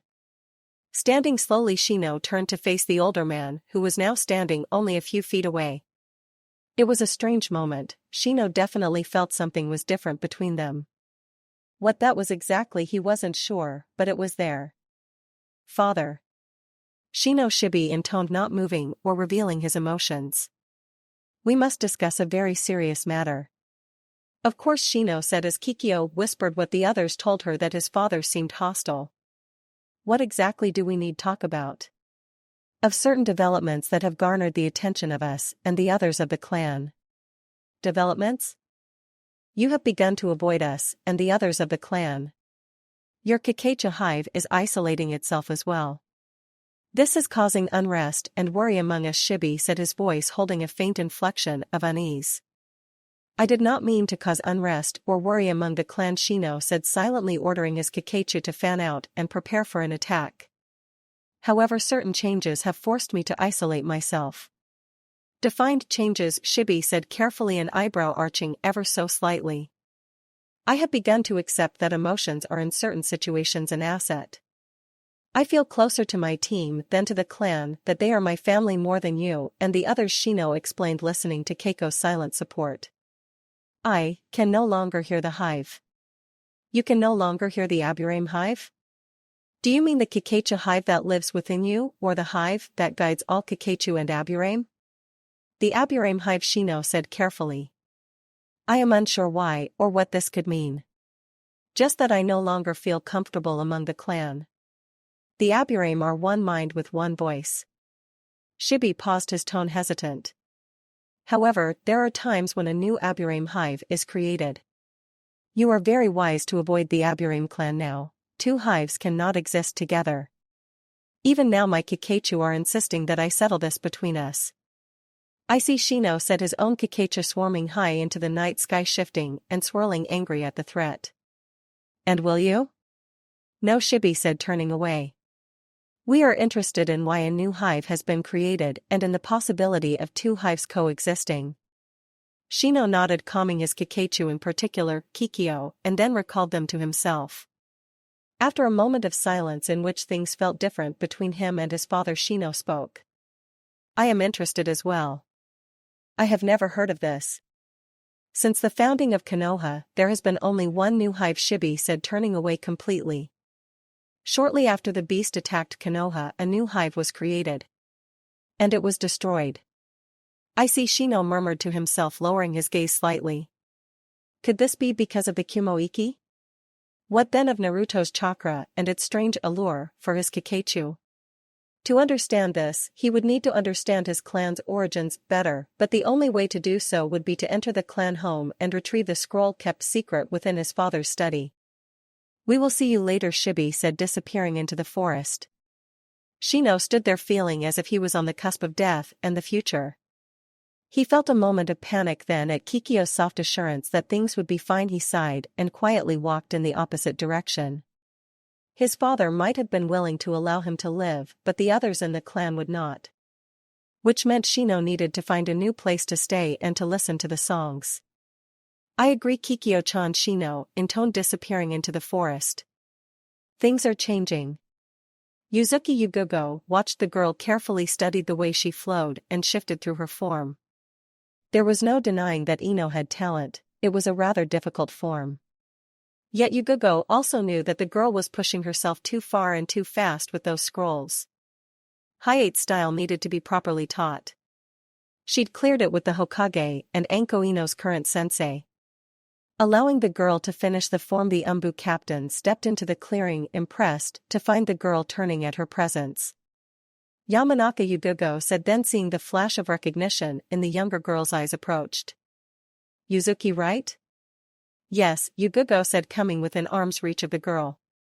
Glancing at a nearby scroll, she frowned slightly, then looked back at the girl. So, Ino said, raising an eyebrow, is there a reason you're here? Yes, Yugogo said, unsure of how to approach the subject. She hesitated, then remembered how Hayate had first approached her about going out. I wanted to talk about your fight against Aoi, but would you mind if we spared a little first? Huh? Ino blinked, then went wide-eyed. Well, sure, if you want. One rule, however, no dances, that you might have learned, Yugogo said, drawing her sword. Why not? Kenjutsu is about more than dances. It's true that even my own style has variations of them, Yugogo explained. However, I wish to see your skill with the blade. Okay, Ino nodded, lifting the blade slowly into a ready position. Yugogo watched her opponent, carefully drifting naturally into a defensive posture. Ino shifted her weight, the tip of her kodachi drifting slightly, before she darted forward. Yugogo easily parried each of the younger girl's slashes, then sidestepped, lunging for Ino's legs. The genin nimbly back flipped away from the attack, landed cat-footed, and advanced on Yugogo with impressive speed. Her blade was barely a flash of light as it licked out and then back in, yet Yugogo blocked each attack. Silently, the Umbu was assessing Ino's skill.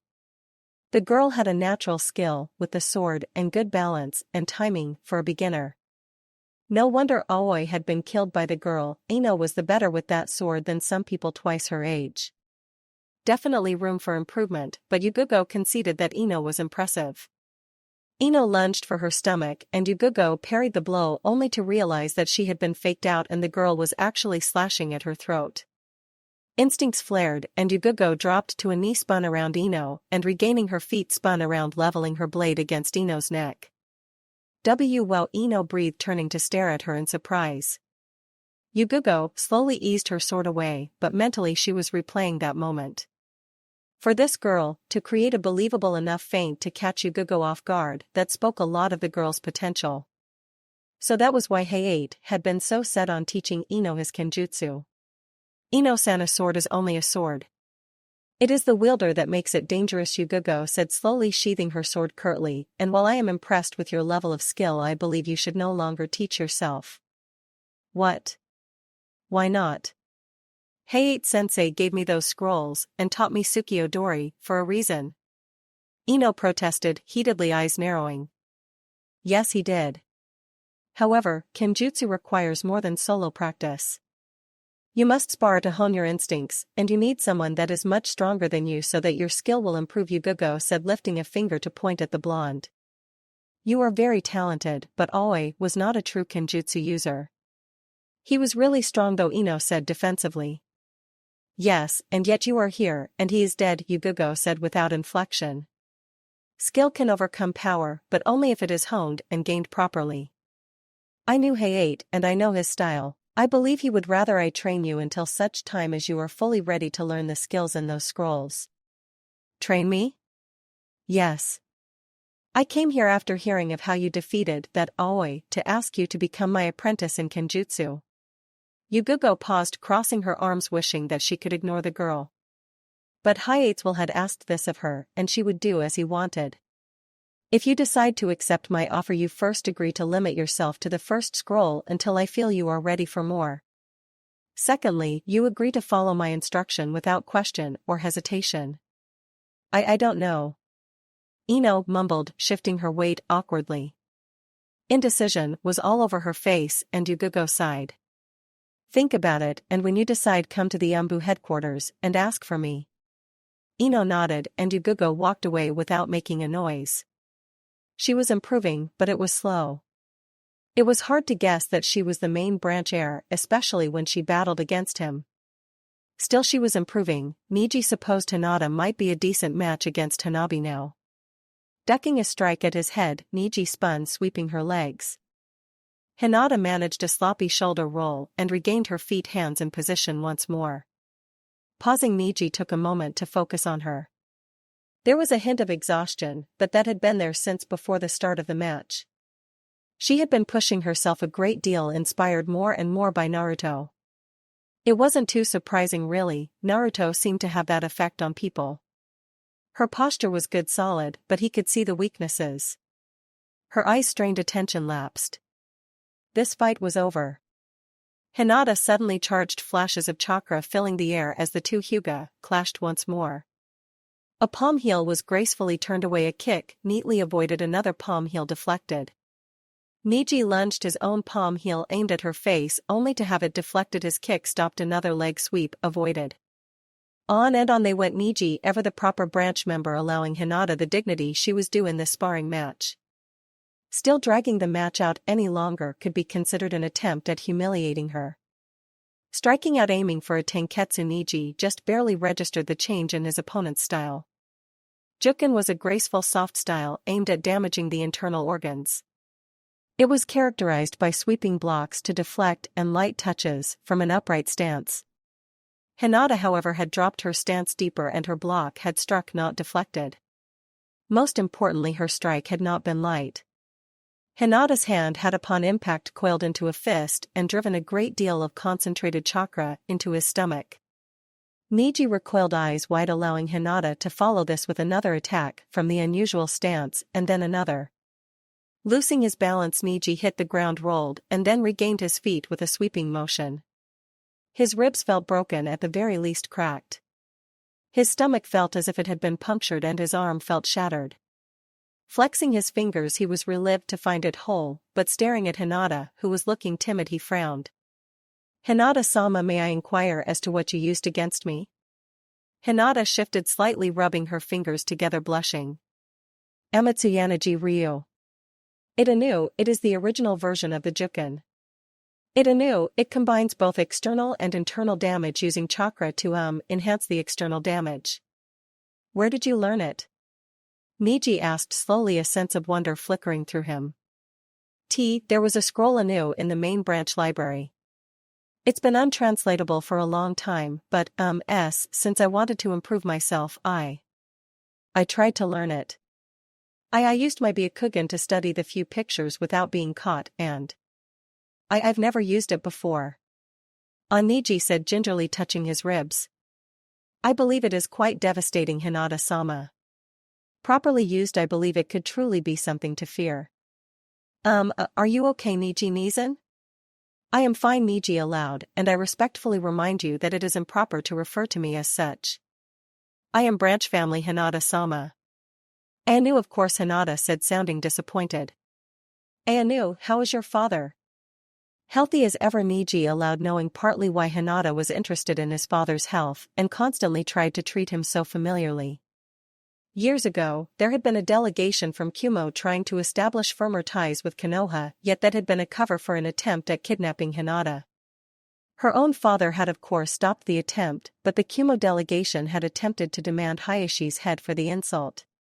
His father had offered to offer his own life up instead, however Konoha had responded violently. The Sandaime had ordered that all the heads of the lightning ninja be sent back to Kumo with the threat of all-out war if they tried such an underhanded tactic again. So Hinata felt she was much too gentle, in Niji's opinion, that she was in both his and his father's debt. Merely because his father had willingly faced his inescapable fate. All branch members were destined to die for the main branch. Hizashi had explained that to Niji, and Niji had taken it to heart. Anu, Niji Nizan. Can I ask you something? As you wish, Hinata-sama, Niji said, keeping his sigh of annoyance from escaping. So far, he had yet to stop her from referring to him as Nizan. What were the Chunin exams like? I mean, Anu. The first two. Hinata paused, sounding uneasy. They were difficult, but nothing too dangerous, Niji explained, raising an eyebrow. I believe you could easily handle them if you desired, of course, to take the exams. Anu, I wanted to. Shikamaru-kun and Choji-kun did not see a reason. Then of course she respected their wishes, Niji guessed, finding her timid nature slightly annoying. Hinata-sama, if I may be so bold, I would suggest you make it clear that you would like to attempt the exams. Force them if necessary. Politeness is useful only to a point. But I can't.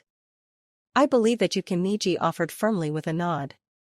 If it is your destiny to fail or to pass, to take the exam or not, those of course determine the outcomes.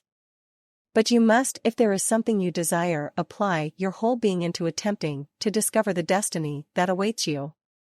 Thank you, Niji Nizan, Hinata said, bowing slightly, then paused, giving him a curious look. Is that why you are allowing Tenten-san to pursue you? Niji blinked, staring at Hinata in surprise. Well, that was unexpected. I am sorry, that is none of my concern, Hinata offered with another bow. Anu, if you will excuse me. That said, the heiress quickly turned and departed the training yard. Niji blinked once more, then sighed, heading for the branch family compound. Apparently Hinata had learned not only a new style, but also how to read people much more clearly. If he was to meet Tenten for their training date, as she had called it, he would need to wash his hair and of course be treated for his wounds. For some reason he didn't mind that he would have to explain that they came from Hinata. Amatsuyanaji Ryu, it somehow seemed fitting for her. There was an unexpected strength in both, and he wondered how long it would be before anyone else discovered that fact. Perched high over the village, contently munching her dango, Enko listened to the faint noise of the village drifting up to her. They were all so happy and alive. Did any of them even know what it was like to suffer?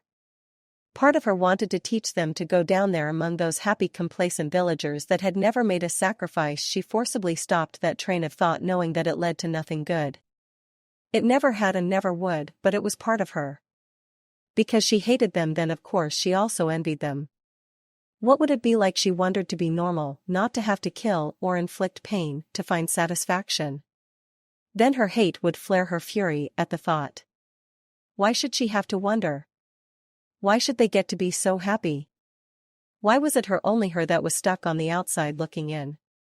Family and friends denied to her a life outside of being a ninja forever beyond her reach. Only Anko reminded herself it wasn't. With Naruto, she had a source of normalcy, a sense of belonging that she had not had since Orochimaru. Maybe they weren't related by blood, but they were as good as family, and if he were just a little older. Finishing her latest stick of dango, the deadly kunoichi paused, sensing the not-so-subtle approach of her former lover, the current Hokage. Tossing her stick aside, Anko produced a new one and wondered what exactly he had to say to her.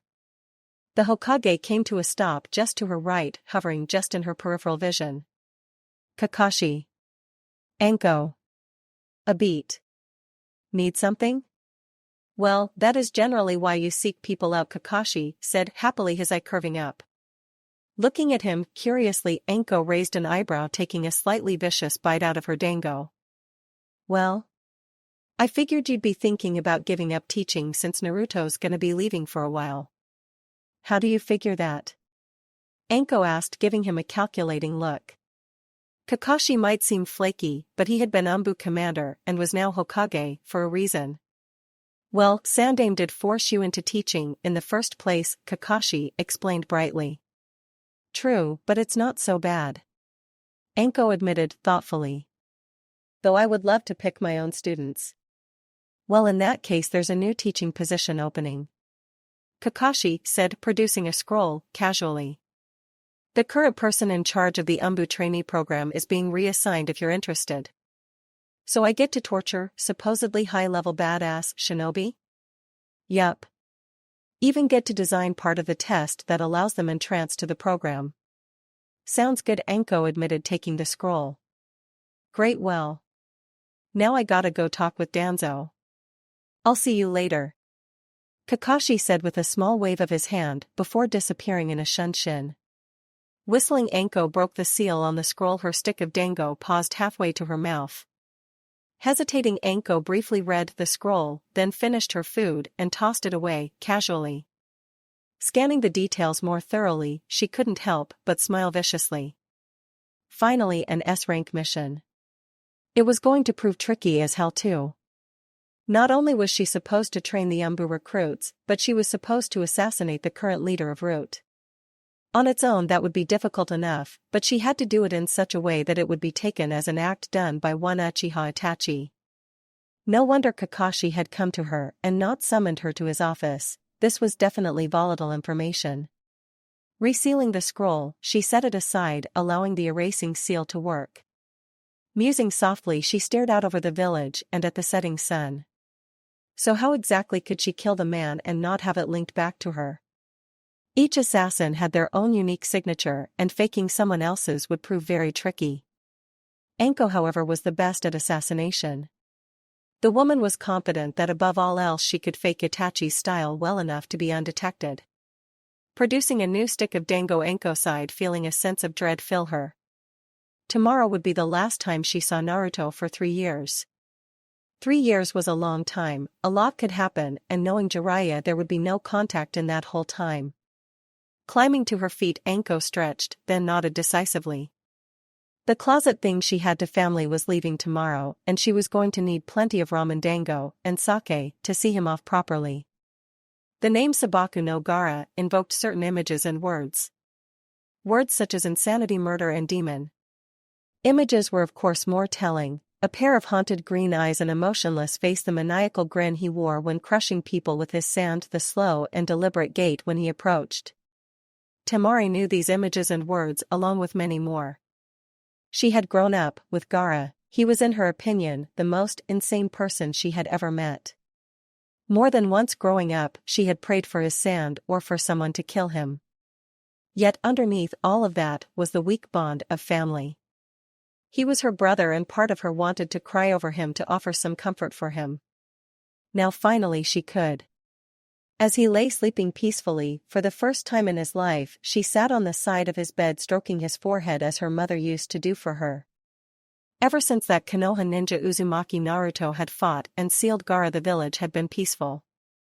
There was no demon attempting to consume her youngest brother's mind, no nightmares. It seemed indeed that the only drawback was his inability to use his sand as easily. In Temari's opinion, however, she could deal with a Gaara that seemed human now and not quite so homicidal. A Gaara that occasionally called her Nasan instead of Temari or Seigo in reference to the order in which he would kill her. A Gaara that was more brother than monster. Looking up, she paused, narrowing her eyes on the man she called father. The man stood in the doorway, staring at her and Gaara coldly. He was upset that no one in the village could as yet figure out how to unseal Gaara. Konoha's sealing system had always been above and beyond other villages. "What do you want?" Temari asked curtly, ready for anything. "Nothing," her father said, eyes hard. "This changes nothing, he will kill you." "Oh, I know he'll kill me one day. After he kills you, Kankuro, the rest of this village." "And Uzumaki Naruto," Temari said, climbing out of the bed to approach the door. "All I get, father, is the distinct satisfaction of seeing you die first." That said, she slammed the door in his face and sighed.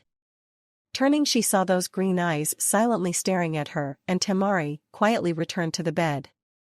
Sitting down, she hesitantly reached out to stroke his cheek. He stared up at her, emotions unreadable, and then slowly closed his eyes once more. Temari continued to stroke his face, silent tears coursing down her cheeks. Two rapid seals, Uma and Tora, a deep inhale of breath to mix with chakra, then a sharp exhale. The darkened training area grew bright as the crackling stream of red and yellow flames exploded outward before becoming a sphere of flames. It lasted for several long minutes, with a slow but steady growth, until finally it died away, leaving an unnatural warmth in the air. "Not bad," Anko said, reclining against the tree, finishing a stick of dango. "I think it's time we moved on from the Katangakaku no Jutsu." "Right," Naruto said, frowning slightly as he considered the previous jutsu. In comparison, the Futon de Tapa had been cakewalk to performing that Gakakyu, but he wasn't sure why. Not the required chakra or the seals, but there was just something about it that made it seem more difficult for him, but he could forget about it for the moment. Turning, he faced Anko, waiting for the older woman to finish her dango and teach him the next technique. She had shown up a few hours ago just after sunset and dragged him out to a training field. Her explanation had been last-minute training before they had a farewell party, because she would not be seeing him off tomorrow. He felt a little disappointed at that, but Naruto understood it would be difficult for her. It was hard on him as well. He actually felt closer to her than he ever had Irika. Still, he didn't have much of a choice in the matter. Akatsuki would not care about anything but getting their hands on him, so he had to leave so that he could get stronger. Strong enough to protect everyone precious to him. "You know," Anko said after a moment, staring at him oddly, "you didn't turn out half bad." "Huh?" Naruto managed, blinking, unsure what she meant by that. "It's just, Naruto, I was never intended to be a Jonin sensei. My world, all of my skills, they are geared toward death." But Anko paused almost thoughtfully. "I trained you the best I could, taught you the best I could, and you've made me proud." Naruto blinked slowly, staring at the woman, feeling a tightening in his chest. It was weird. Anko had never talked like this, never said those words to him. He wanted to say something, do something, but he could only stare at her in confusion and surprise. So Anko said, looking away, staring off into the distance, "I just wanted you to know that." "It's not much knowing that, but, not much?" Naruto echoed hollowly, unable to believe she would honestly believe that. Seeing her look, he moved his mouth in silent words, then finally managed to speak. "Anko, it means a lot to me. Even if you don't think it's worth much to me, it's precious." Anko just sort of stared at him, then looked away quickly, a sort of awkward silence settling over the clearing. Naruto stared at her, though about hugging her, but knew it would not be a good idea. Still, it felt so weird just standing there, not talking and waiting for something to be said or done. "What I'm going to teach you now," Anko finally said, turning her gaze back to him, "I never wanted to teach you. I promised myself to never teach you any jutsu my sensei taught me, but now I have to." "Why?" "Because I need to know that if the worst should happen, you'll at least have something to take them with you." Anko said, crossing her arms to stare at him intently, "But you have to understand what I'm going to teach you. It's not to be used unless you have absolutely no other choice." "None." As in you're dying and they're a threat you have to stop at all costs. Right, got it, only use it on Orochimaru or Akatsuki. Naruto said, then at her hard look held his hands up. Boy, I get it, okay? Naruto, this isn't something I ever wanted to pass on. It's Kenjutsu, and if the Hokage ever suspected I taught it to you, I'd be in an Umbu cell waiting for transfer to Hitoshi. Don't worry, I won't ever use it. Naruto swore with such sincerity that Enko sighed. Suja Sosai no Jutsu, Enko said slowly, is a rank and has been forbidden because of its dark nature. This technique involves you forming a special hand seal using the target's own corresponding hand. Then you change your chakra from positive to negative and that's the end. Huh? Naruto managed face scrunching up thoughtfully. Your chakra in its natural state is positive. When you forcefully convert it to negative and it touches an unchanged chakra, the result is a suicidal explosion of both you and your enemy. Enko said, then paused, sighing. The larger the sources of chakra, the bigger the explosion. If I performed it with sensei, we'd take out about a mile around and leave a crater about 5 feet deep. Wait, hold it. This thing can destroy things for a mile? Well, Enko said, temporizing, actually the explosion from me and sensei would only take out a 12-foot radius. But when you invert your chakra like this, it causes a chain reaction. And everything has chakra. Naruto said, eyes widening as he got the implication. If he understood it right, then this move was definitely not a thing to use lightly. Seeing her expectant look, he gulped, asking the question to confirm his thoughts. So your explosion would cause other things to explode until what, it ran out of chakra? Like setting off a series of blast notes? Until your negative chakra was used up. Actually, Enko corrected mildly, don't worry about it, I'm just going to show you how to change your chakra and the hand seal, hopefully you'll never have to use it. Naruto asked, then at Enko's slightly embarrassed look at being caught calling him her younger brother, he grinned. Hee Nachon worries too much. Runt. Psycho. They know you're behind Unity. Of course they do, Danzo said, reading the report in front of him. Are you sure that this is what Uzumaki said to Tsunade in the forest? Yes sir, my dad died killing the fucking Kyuubi, direct quote. The root ninja paused. Danzo-sama, if they know about your involvement with Unity, then surely they'll try to assassinate you. Of course they will. The current Hokage is the former Umbu commander. After all, the grizzled war hawk said dismissively as he turned his attention to another sheet. So Kiyoshi's private report confirms that the Yondaime is Naruto's father? Yes sir. And you're sure that the Yamanaka bitch is the great-great-niece of Tsunade? Yes. I see, interesting, Danzo mused softly, then looked up at the gathered ninja. Our main priority right now is trying to gain more supporters and sway public opinion. I imagine after all that's happened it shouldn't be too hard, but I want immediate surveillance on Sarutobi's grandson and Tsunade's niece. What about Uzumaki? And Asuma? Even Tsunade? Tsunade isn't going anywhere, besides she's worthless for any of our plans. Asuma would most likely resist any seals, and Uzumaki is leaving for a training trip with the Oaf Jiraiya. Danzo leaned back in his seat, studying them. Of course, when Naruto comes back, it'll be a different story. No matter how strong he is, we'll have people even stronger. Yes sir, the group intoned in unison. Then one of them carefully spoke up. Danzo-sama, the assassination attempt. I expect Enko will be handed that task. She is the only one Kakashi can trust after all, Danzo said, simply scowling for a moment before grinning slightly. I believe a memory seal could prove useful, and then she could join us, on her back of course. At the amused and interested chuckles, the man gestured for them to leave. Once they were gone, he scowled in deep thought, knowing that he was actually in a very precarious position. Enko would not be so easily defeated. He understood her curse seal, her connection to Orochimaru. She had a proven track record of breaking seals through sheer bloodlust, which meant he would have to get her neutralized another way. Then there was Naruto, that boy was strong. Maybe too strong if he could overcome such a powerful opponent as the Tsunade Jinchuriki without aid. When he came back from his training trip, there was no telling how strong he could be. Yet Naruto could not be killed like so many other potential threats. The boy's connection to the yondaime and his own personal status within the village made him a very powerful tool for unity. To control Naruto would require not brute strength, but controlling those that he cared about. The Yamanaka girl and Anko were the most likely targets.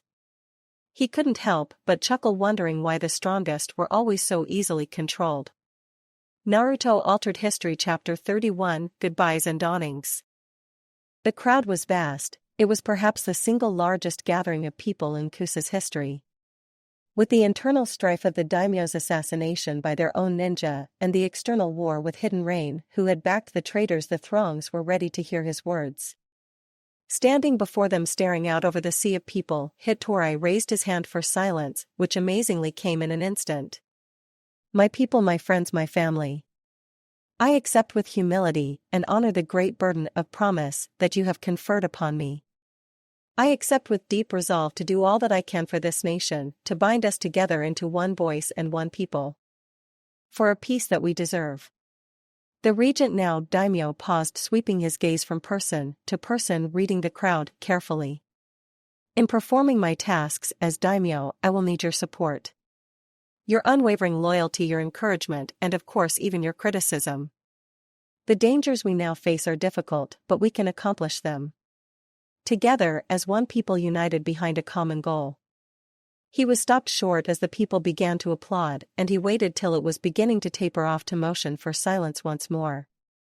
So much of being daimyo was about timing, and Hitori had excellent timing. Seeing the crowd's expectant faces, he turned serious, continuing his speech. We have removed from our ranks those who have betrayed us. We have declared our goal boldly. Today marks the beginning not only of a new administration, but of a people achieving the justice that others might deny us. Let word go forth from this time and place to friend and foe alike, that we shall pay any price, bear any burden, meet any hardship, support any friend, oppose any foe, to assure the survival and the success of our people. The cheers exploded, and he allowed them till they reached their natural crescendo. Sensing it was time to continue his speech, once more Hitori raised his hands wide, calling for silence a final time. Seeing the faces staring up at him, all so happy and confident, he lowered his arms and looked down. I beg you, however, not to believe this shall be easy. Keep in mind this saying that my father once told me when I was very young: things in life will not always run smoothly. Sometimes we will rise toward the heavens only to have it change, and we will fall. I promise we will reach the heavens, and if by chance we do fall, we will have done so with total honor and nobility. At the murmurs and grumbles, he sharpened his voice, meeting the crowd's gazes firmly. I know what I tell you is not what you wish to hear, but it is the truth. If we stand firm and united, then we shall not fall. For our children and their children and their children we must unite. We must have unity. Unity. The crowd screamed back in affirmation. Hitori grinned, looking at his people. How easy they were, how blind, how trusting. I promise you, my family, that as the unifying voice for our great people, I shall never allow our nation to fall from the path we have chosen. Then he raised both his arms and uttered his chosen cry. Kusa. Hitori-sama. Unity. Kusa. Inoichi hummed softly to himself as he expertly set about fussing with a specially ordered flower arrangement. Normally he allowed his wife to deal with the Moribana style, but since she was out and Ino had yet to learn it, Inoichi was left to the task. Not that he minded, in all honesty, he found it almost meditative. Dad, Ino said from the doorway leading to the front of the shop. Yes, honey? Inoichi responded, fussing with the shin branch. It didn't look quite right, and he paused, tilting his head slightly as he studied the appearance. I wanted to ask you something, Ino said, coming to stand beside him. About a friend. Aha, Inoichi said, absently moving on to fuss with the so branch now. Well, this friend, they act really strange, Ino explained, reaching out to fiddle with an unfinished arrangement. 1 minute they're normal for them at least, then the next, they're utterly insane. Define insane, Inoichi said, biting his thumb thoughtfully as he studied his Moribana arrangement. Insanity is not exactly a descriptive term in this village. I know that, Ino said, defensively glancing at him. But well, they get really scary, and when you look in their eyes you see something wrong. Wrong? Yeah, it's like they view me Naruto, don't you? Inoichi said, glancing up with a small smile at her stunned look. Honey, just because I'm a dad that doesn't mean I'm stupid. Fine, fine. So Naruto sometimes has this wrong feeling to him. This look that he's got something extremely dark inside him, Ino said, finishing her flower arrangement. I know he's not cold-blooded, but he seems like a killer, Inoichi summarized, looking at her with a raised eyebrow. How many times have you killed? 3 times, Ino admitted reluctantly. Uh-huh. Now then, have you enjoyed the 3 times you took a life? No. Very few ninja enjoy taking a life, at least in Konoha, Inoichi explained, looking at her intently.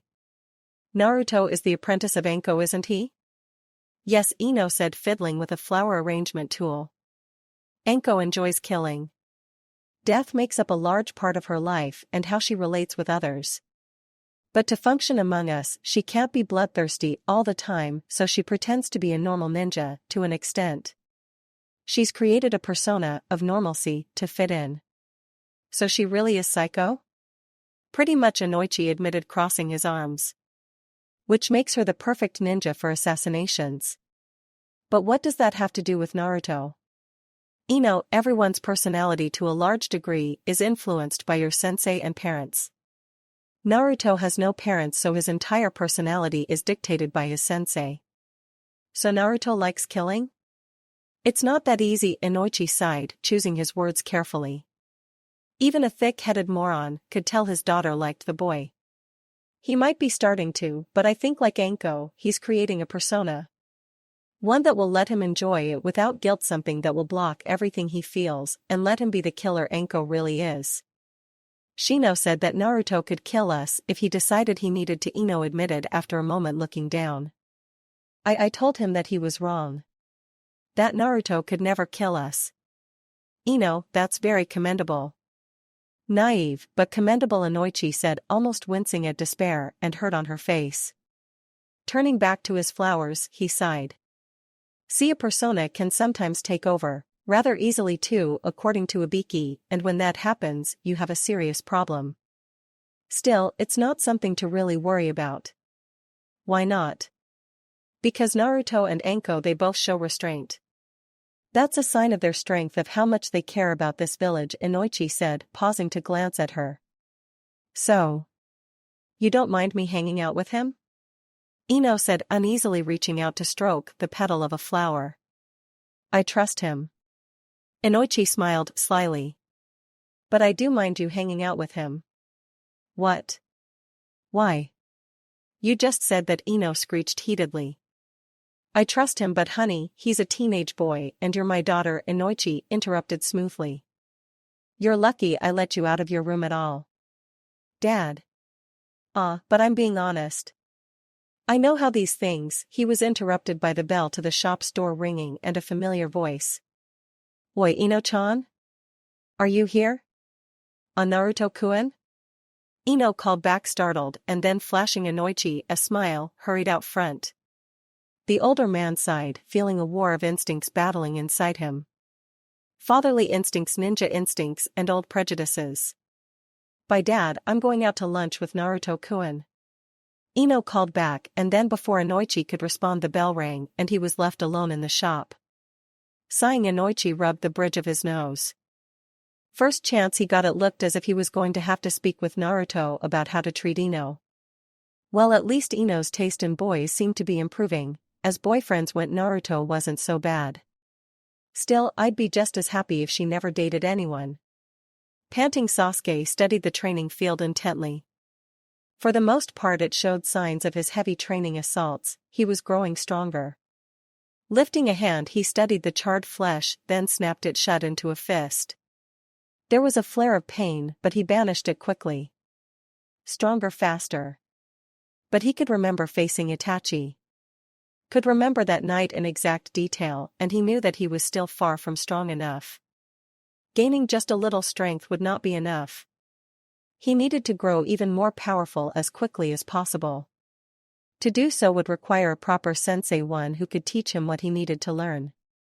It would require delving into forbidden practices medical kenjutsu to enhance his abilities, activating the unexplained seal on his neck and seeking out a sannin. Ultimately, after he had seen to all of that, it would mean paying the high price to gain the same eyes as Itachi. He was poised for the medical kenjutsu. Sakura was already learning medical jutsu, and she was surprisingly talented in that field, just as she had been with genjutsu. She would, when he was ready to leave the village, have to come with him. She would be too valuable in his quest for vengeance to leave behind. He had stressed his desire for her to learn as much medical knowledge as she could, and she would pour her soul into it. She was in love with him after all. Sensing someone approaching, Sasuke turned his head slightly to discover Sakura hugging herself. She was obviously lost in thought, unaware of where she was going. He frowned ever so slightly, wondering at why she would be doing such a thing. Sakura? The girl paused, looking up in wide-eyed surprise. Sasuke raised an eyebrow, anger stirring, as he noted things that he had never seen before.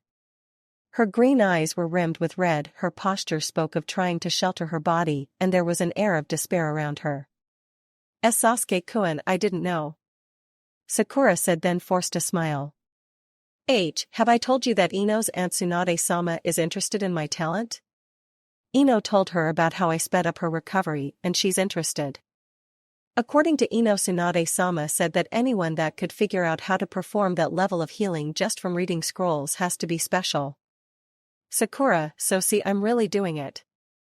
Like you wanted, I'm going to study as much Izujutsu and Genjutsu as possible.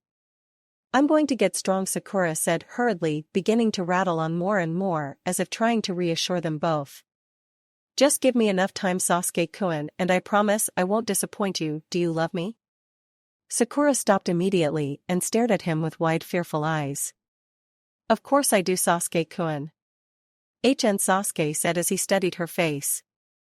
It was, despite the sadness in her eyes, she was trying to hide beautiful. Something to be protected regardless of her role in his plans for vengeance. Sasuke-kun, if I've done anything to make you mad, or to Sakura, Sasuke said, turning to look at the tearful girl, how much do you love me?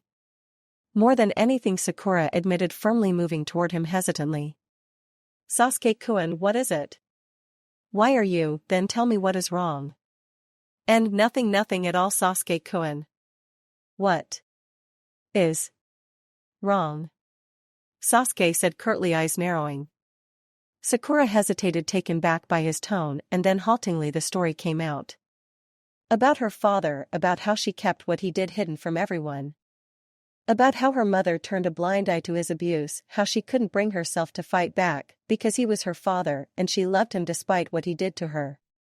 It just poured out, and for the first time Sasuke understood why Sakura was so devoted to him. Halfway through she was crying uncontrollably, bordering on hysterical. Sasuke listened with a stony silence, something inside him demanding the immediate and painful death of her father. Before long she had collapsed to her knees, crying and begging Sasuke to forgive her and not hate her. Sasuke quietly knelt, reaching out to touch her hands gently. There were a lot of things prompting his actions, his plans for vengeance, the fact that she was so loyal to him, and the simple fact that he did care for her. Sakura looked up at him, tears coursing down her cheeks, and Sasuke carefully helped her back to her feet. Sakura tried to stop. She wiped at her eyes furiously and turned away, shoulders shaking. I am sorry. You should be training. Training can wait, Sasuke said evenly. You and the Yamanaka girl are friends now, correct?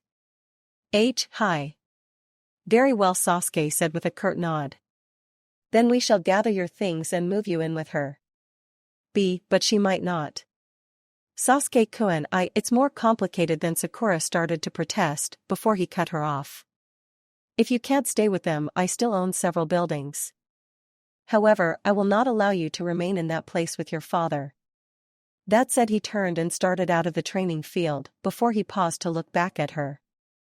Are you coming? Hi.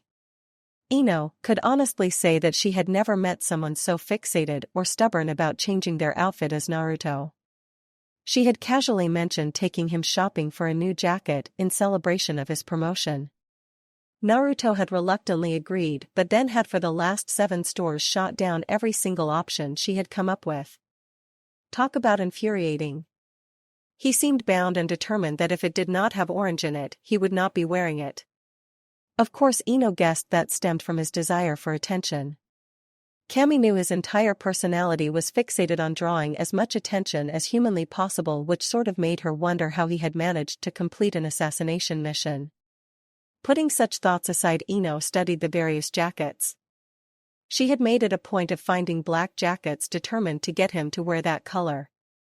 It looked good on him. The only drawback in Ino's opinion was other girls thinking the same thing. Still, it was her requirement and she would be damned if she backed off on that. Selecting a black and red jacket, she turned to hold it up for his inspection. What about this? Naruto stared at her. He actually seemed to consider the color combination. Ino held her breath, aware of the attention he was drawing, being the village hero, and hence in a hurry to get out of the store.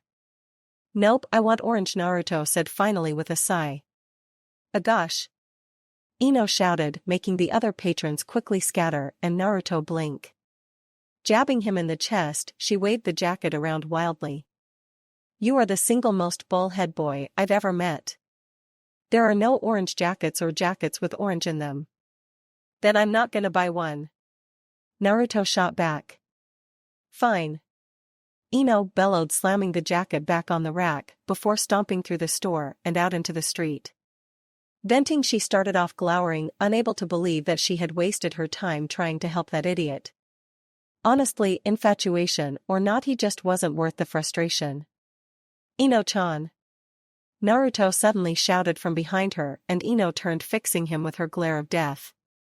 Naruto paused, flinched, then hurried toward her. What do you want? Ino snapped, crossing her arms. I'm leaving. Fine. Go. If you don't want to find a new jacket, I'm not gonna keep you here. The village, I mean. Naruto finished, staring at her, curiously. Ino-chan, I'm leaving the village. Huh? What? Why? Ino blinked, staring at him in surprise. A part of her screamed, not to let him go. I mean, you just got done with a really high-ranked mission, and you saved the village. Now they're wanting to drag you off on another mission?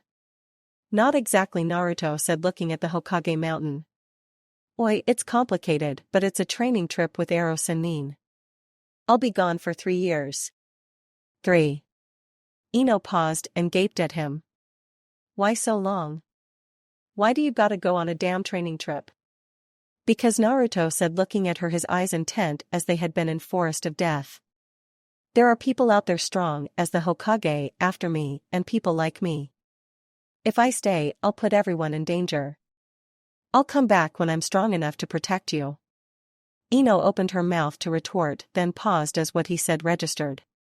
He seemed unaware of it, but his words had been very telling. He had said strong enough to protect you, not strong enough to protect the village or any other possible variation. Her specifically, and through her those others that were precious to him. Ino couldn't help but blush and look away, feeling far more special than she had ever thought possible. Oi, I almost forgot, I got you something. Naruto suddenly said, startling her. Turning, Ino watched as he dug through the pockets of his chunin vest and then, grinning, produced a delicate chain necklace. Holding it out, he looked so proud, his eyes were even closed in that fox-like manner she normally saw when he was eating ramen. Reaching out, she took the chain and then blinked, staring at the necklace in curiosity. At first glance, it appeared as nothing more than a triangular pendant. Upon closer inspection, however, she discovered tiny kanji etched into the pendant, forcing her to squint while trying to make out what they meant. Good luck, friendship, and love. Ino couldn't help but blush even more. And Naruto, Ino gulped, looking up at him. You know what this says, right? Naruto blinked, then tilted his head. Huh, well, yeah. Good luck and stuff. Nodding, he crossed his arms. Anyway, I gotta go. That stupid Ero Sennin is gonna bitch non-stop if I'm late. Ino watched the boy turn and start down the street, the necklace heavy in her hand. Naruto. He skidded to a stop, then turned in confusion. Ino, slipping the necklace on, marched toward him, self-conscious that more than a few people had stopped to watch the two of them. When she reached him, she paused, staring at him as if trying to decide something. Ino-chan? Is something wrong? Naruto asked in that childish way of his hands behind his head and eyes closed. That was when Yamanaka Ino gave him her first kiss. It was not a breath-stealing, world-stopping, passionate kiss. It was shy, awkward, but earnest. He was startled for a moment, then kissed back just as shyly and awkwardly, and when Ino broke the kiss, she stared at him. There was only one thing for her to say after that. Be careful. When he nodded numbly, she turned and rushed off, before he could recover. Despite all the amused looks she was receiving, Yamanaka Ino was almost laughing. He even tasted like ramen. Uzumaki Naruto had a very short list of things he treasured. Until that moment, ramen had been at the top of that list. Now at the top of the list was a seemingly pointless act. Because not 10 minutes ago, right where he was still standing, Naruto had just received his first kiss. A real kiss. From a girl. That had said he was more important than Sasuke. So yes, in his world, ramen was now only a bunch of noodles, and the color orange could have been yellow with pink polka dots. Standing there still as a statue, the blonde couldn't even fathom how to describe what he felt. Warm, unbelievably happy, surprised, terrified, shocked, and little disappointed. Then top it all off, he had newly raging urges rushing into his system. Then it was all brought to a screeching halt as he remembered the simple fact that he was supposed to be leaving the village. Then another horrible fact reared its head: he would be leaving for 3 years. Those realizations sent a chill up his spine. All of a sudden, leaving was a lot more difficult. Leaving Anko, well, that was like cutting a hand off. He hated it, wished like all hell he didn't have to, but he knew it was the right thing to do. Now leaving Ino, who had just kissed him, that was like cutting the rest of his arm off. He soundly and firmly rejected the idea of leaving her and Anko. Then thankfully, the darker part of Naruto decided to pipe up. It pointed out with dark amusement that he should stay, that way when both Ino and Anko had their hearts ripped out or throats cut, he could cry and know he caused it. That he could promise over their graves to get vengeance for them. The voice was like a bucket of ice water washing over him, snapping him back to the reality of the situation. He had to leave now, more so than ever, because he had more than just Anko to protect now. With a manful sigh, he turned and trudged down the street, forcing himself to keep going. Forcing his mind away from the feeling of dejection, he instead wondered what exactly he would learn.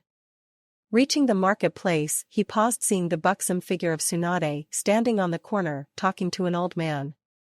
The female Sannin seemed to notice his attention and turned, letting her conversation come to an abrupt halt. Naruto raised an eyebrow and then started across the street, passing her. Pausing, he glanced up at her, meeting her gaze steadily. So you're leaving now, huh? Yeah. Naruto paused, blinking. How'd you know? Jiraiya told me. Seemed to think I would care what he was doing, Tsunade said, then reaching out put a hand on his head fondly. You just be careful, okay? Yeah, of course. Naruto managed, feeling a bit awkward. Well, get going, you runt, Tsunade said, shoving him away, slightly sending him stumbling down the street. Shaking his head and recovering, Naruto glanced back at her, then continued on his way in confusion. Deciding that Tsunade wasn't all bad, Naruto turned his attention to the people on the street. They all waved and smiled, treating him like a favorite son. Naruto of course smiled and waved back, more to play up to them than out of any real feeling of fondness. After all, he was going to need their support when he became Hokage. Naruto? Pausing, Naruto turned to the voice and found Shino quietly standing on the corner. Raising an eyebrow, Naruto cocked his head to the side slightly. Why, Shino, what's up? I merely wished to say hi, Shino said, then paused, hands in his pockets. I will keep an eye on her for you. Huh? Who are you? Ino. Naruto jerked, slightly surprised. Wha? No, you're crazy, I mean. Then stopping, he scratched the back of his head, mumbled a thanks, and hurried off, unnerved about how the boy knew Kami. Until a few minutes ago, Naruto hadn't even known she was interested in him. Hell, he hadn't even known he was interested in her. Shivering, he hurried on, anxious to get away from the insect user on the off chance that he was psychic or something. A few minutes later, Naruto reached the final street and found the lane empty and the gates open. There, leaning against the post, was one outlandishly dressed older man and a Kage Bunshin holding a pack. Naruto hesitated, aware that once he walked those last few steps and took that pack, he wouldn't be back in Konoha for 3 years. Kami, that felt like a lifetime. Taking a breath, steeling himself, Naruto started that final walk. Who would have thought he could feel bad about leaving Konoha? He had grown up rejected and neglected, an orphan with no real attachments, until he had forged his first friendship and family through blood and murder.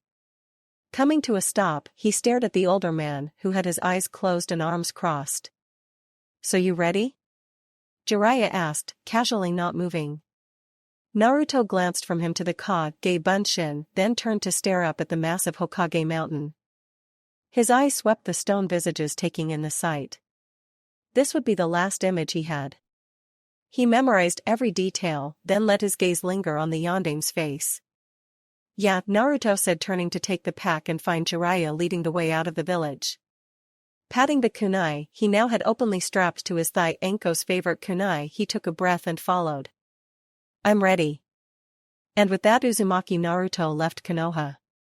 But he wasn't forgotten, as several dozen carefully planned pranks went off all over the village, and the Hokage cursed his name once more. Because his precious was stolen, and the village was once more sold out of every copy of Ika Ika. Location unknown. He stared at the 8 other shadowy figures, each shimmering as they hid in the gloom of the dark cave. The air, even through the jutsu, thick with distrust and unease. He took a breath and let it out slowly, eyes drifting to the first he knew would speak. "Fufu. All of us meeting like this. We haven't done this since the news of the Kyuubi's false death," the largest of the group, with a massive sword, said. "Or Orochimaru's defection," the shadowy figure, with a large scorpion-like tail, said. "Both will be remedied shortly," he intoned seriously, glancing at the shadowy figure of the giant plant-like ninja, signaling for his report without words. "The Kyuubi vessel has left Konoha, escorted by Jiraiya of the Sannin." There was a moment of silence as this news was digested, each member shifting slightly. Then the newest member spoke up, one of the so-called zombie twins. "So that Orochimaru wasn't lying?" "Of course not," he said, simply knowing that the C4 user would speak next. "There's no need to be impatient." "Yeah. We have 3 years. "Yeah? Yes. First, I think we should deal with Orochimaru's defection," the scorpion-tailed shadow said. "He'll be easy enough. We'll have to begin gathering the others now," he said, soothing the group and bringing the meeting to the point. "Kusa has offered to hire us in their war, so we have a base for our operations, so we begin now. With the Kyuubi, soon everything will be in our hands, completely." To be continued in Naruto Shinobi Wars. Thank you for your views, likes, subscriptions, and overall support of my ongoing efforts to bring great content to all of you. Check out my Patreon for more mature fanfiction. The link is in the description and like everywhere on my channel.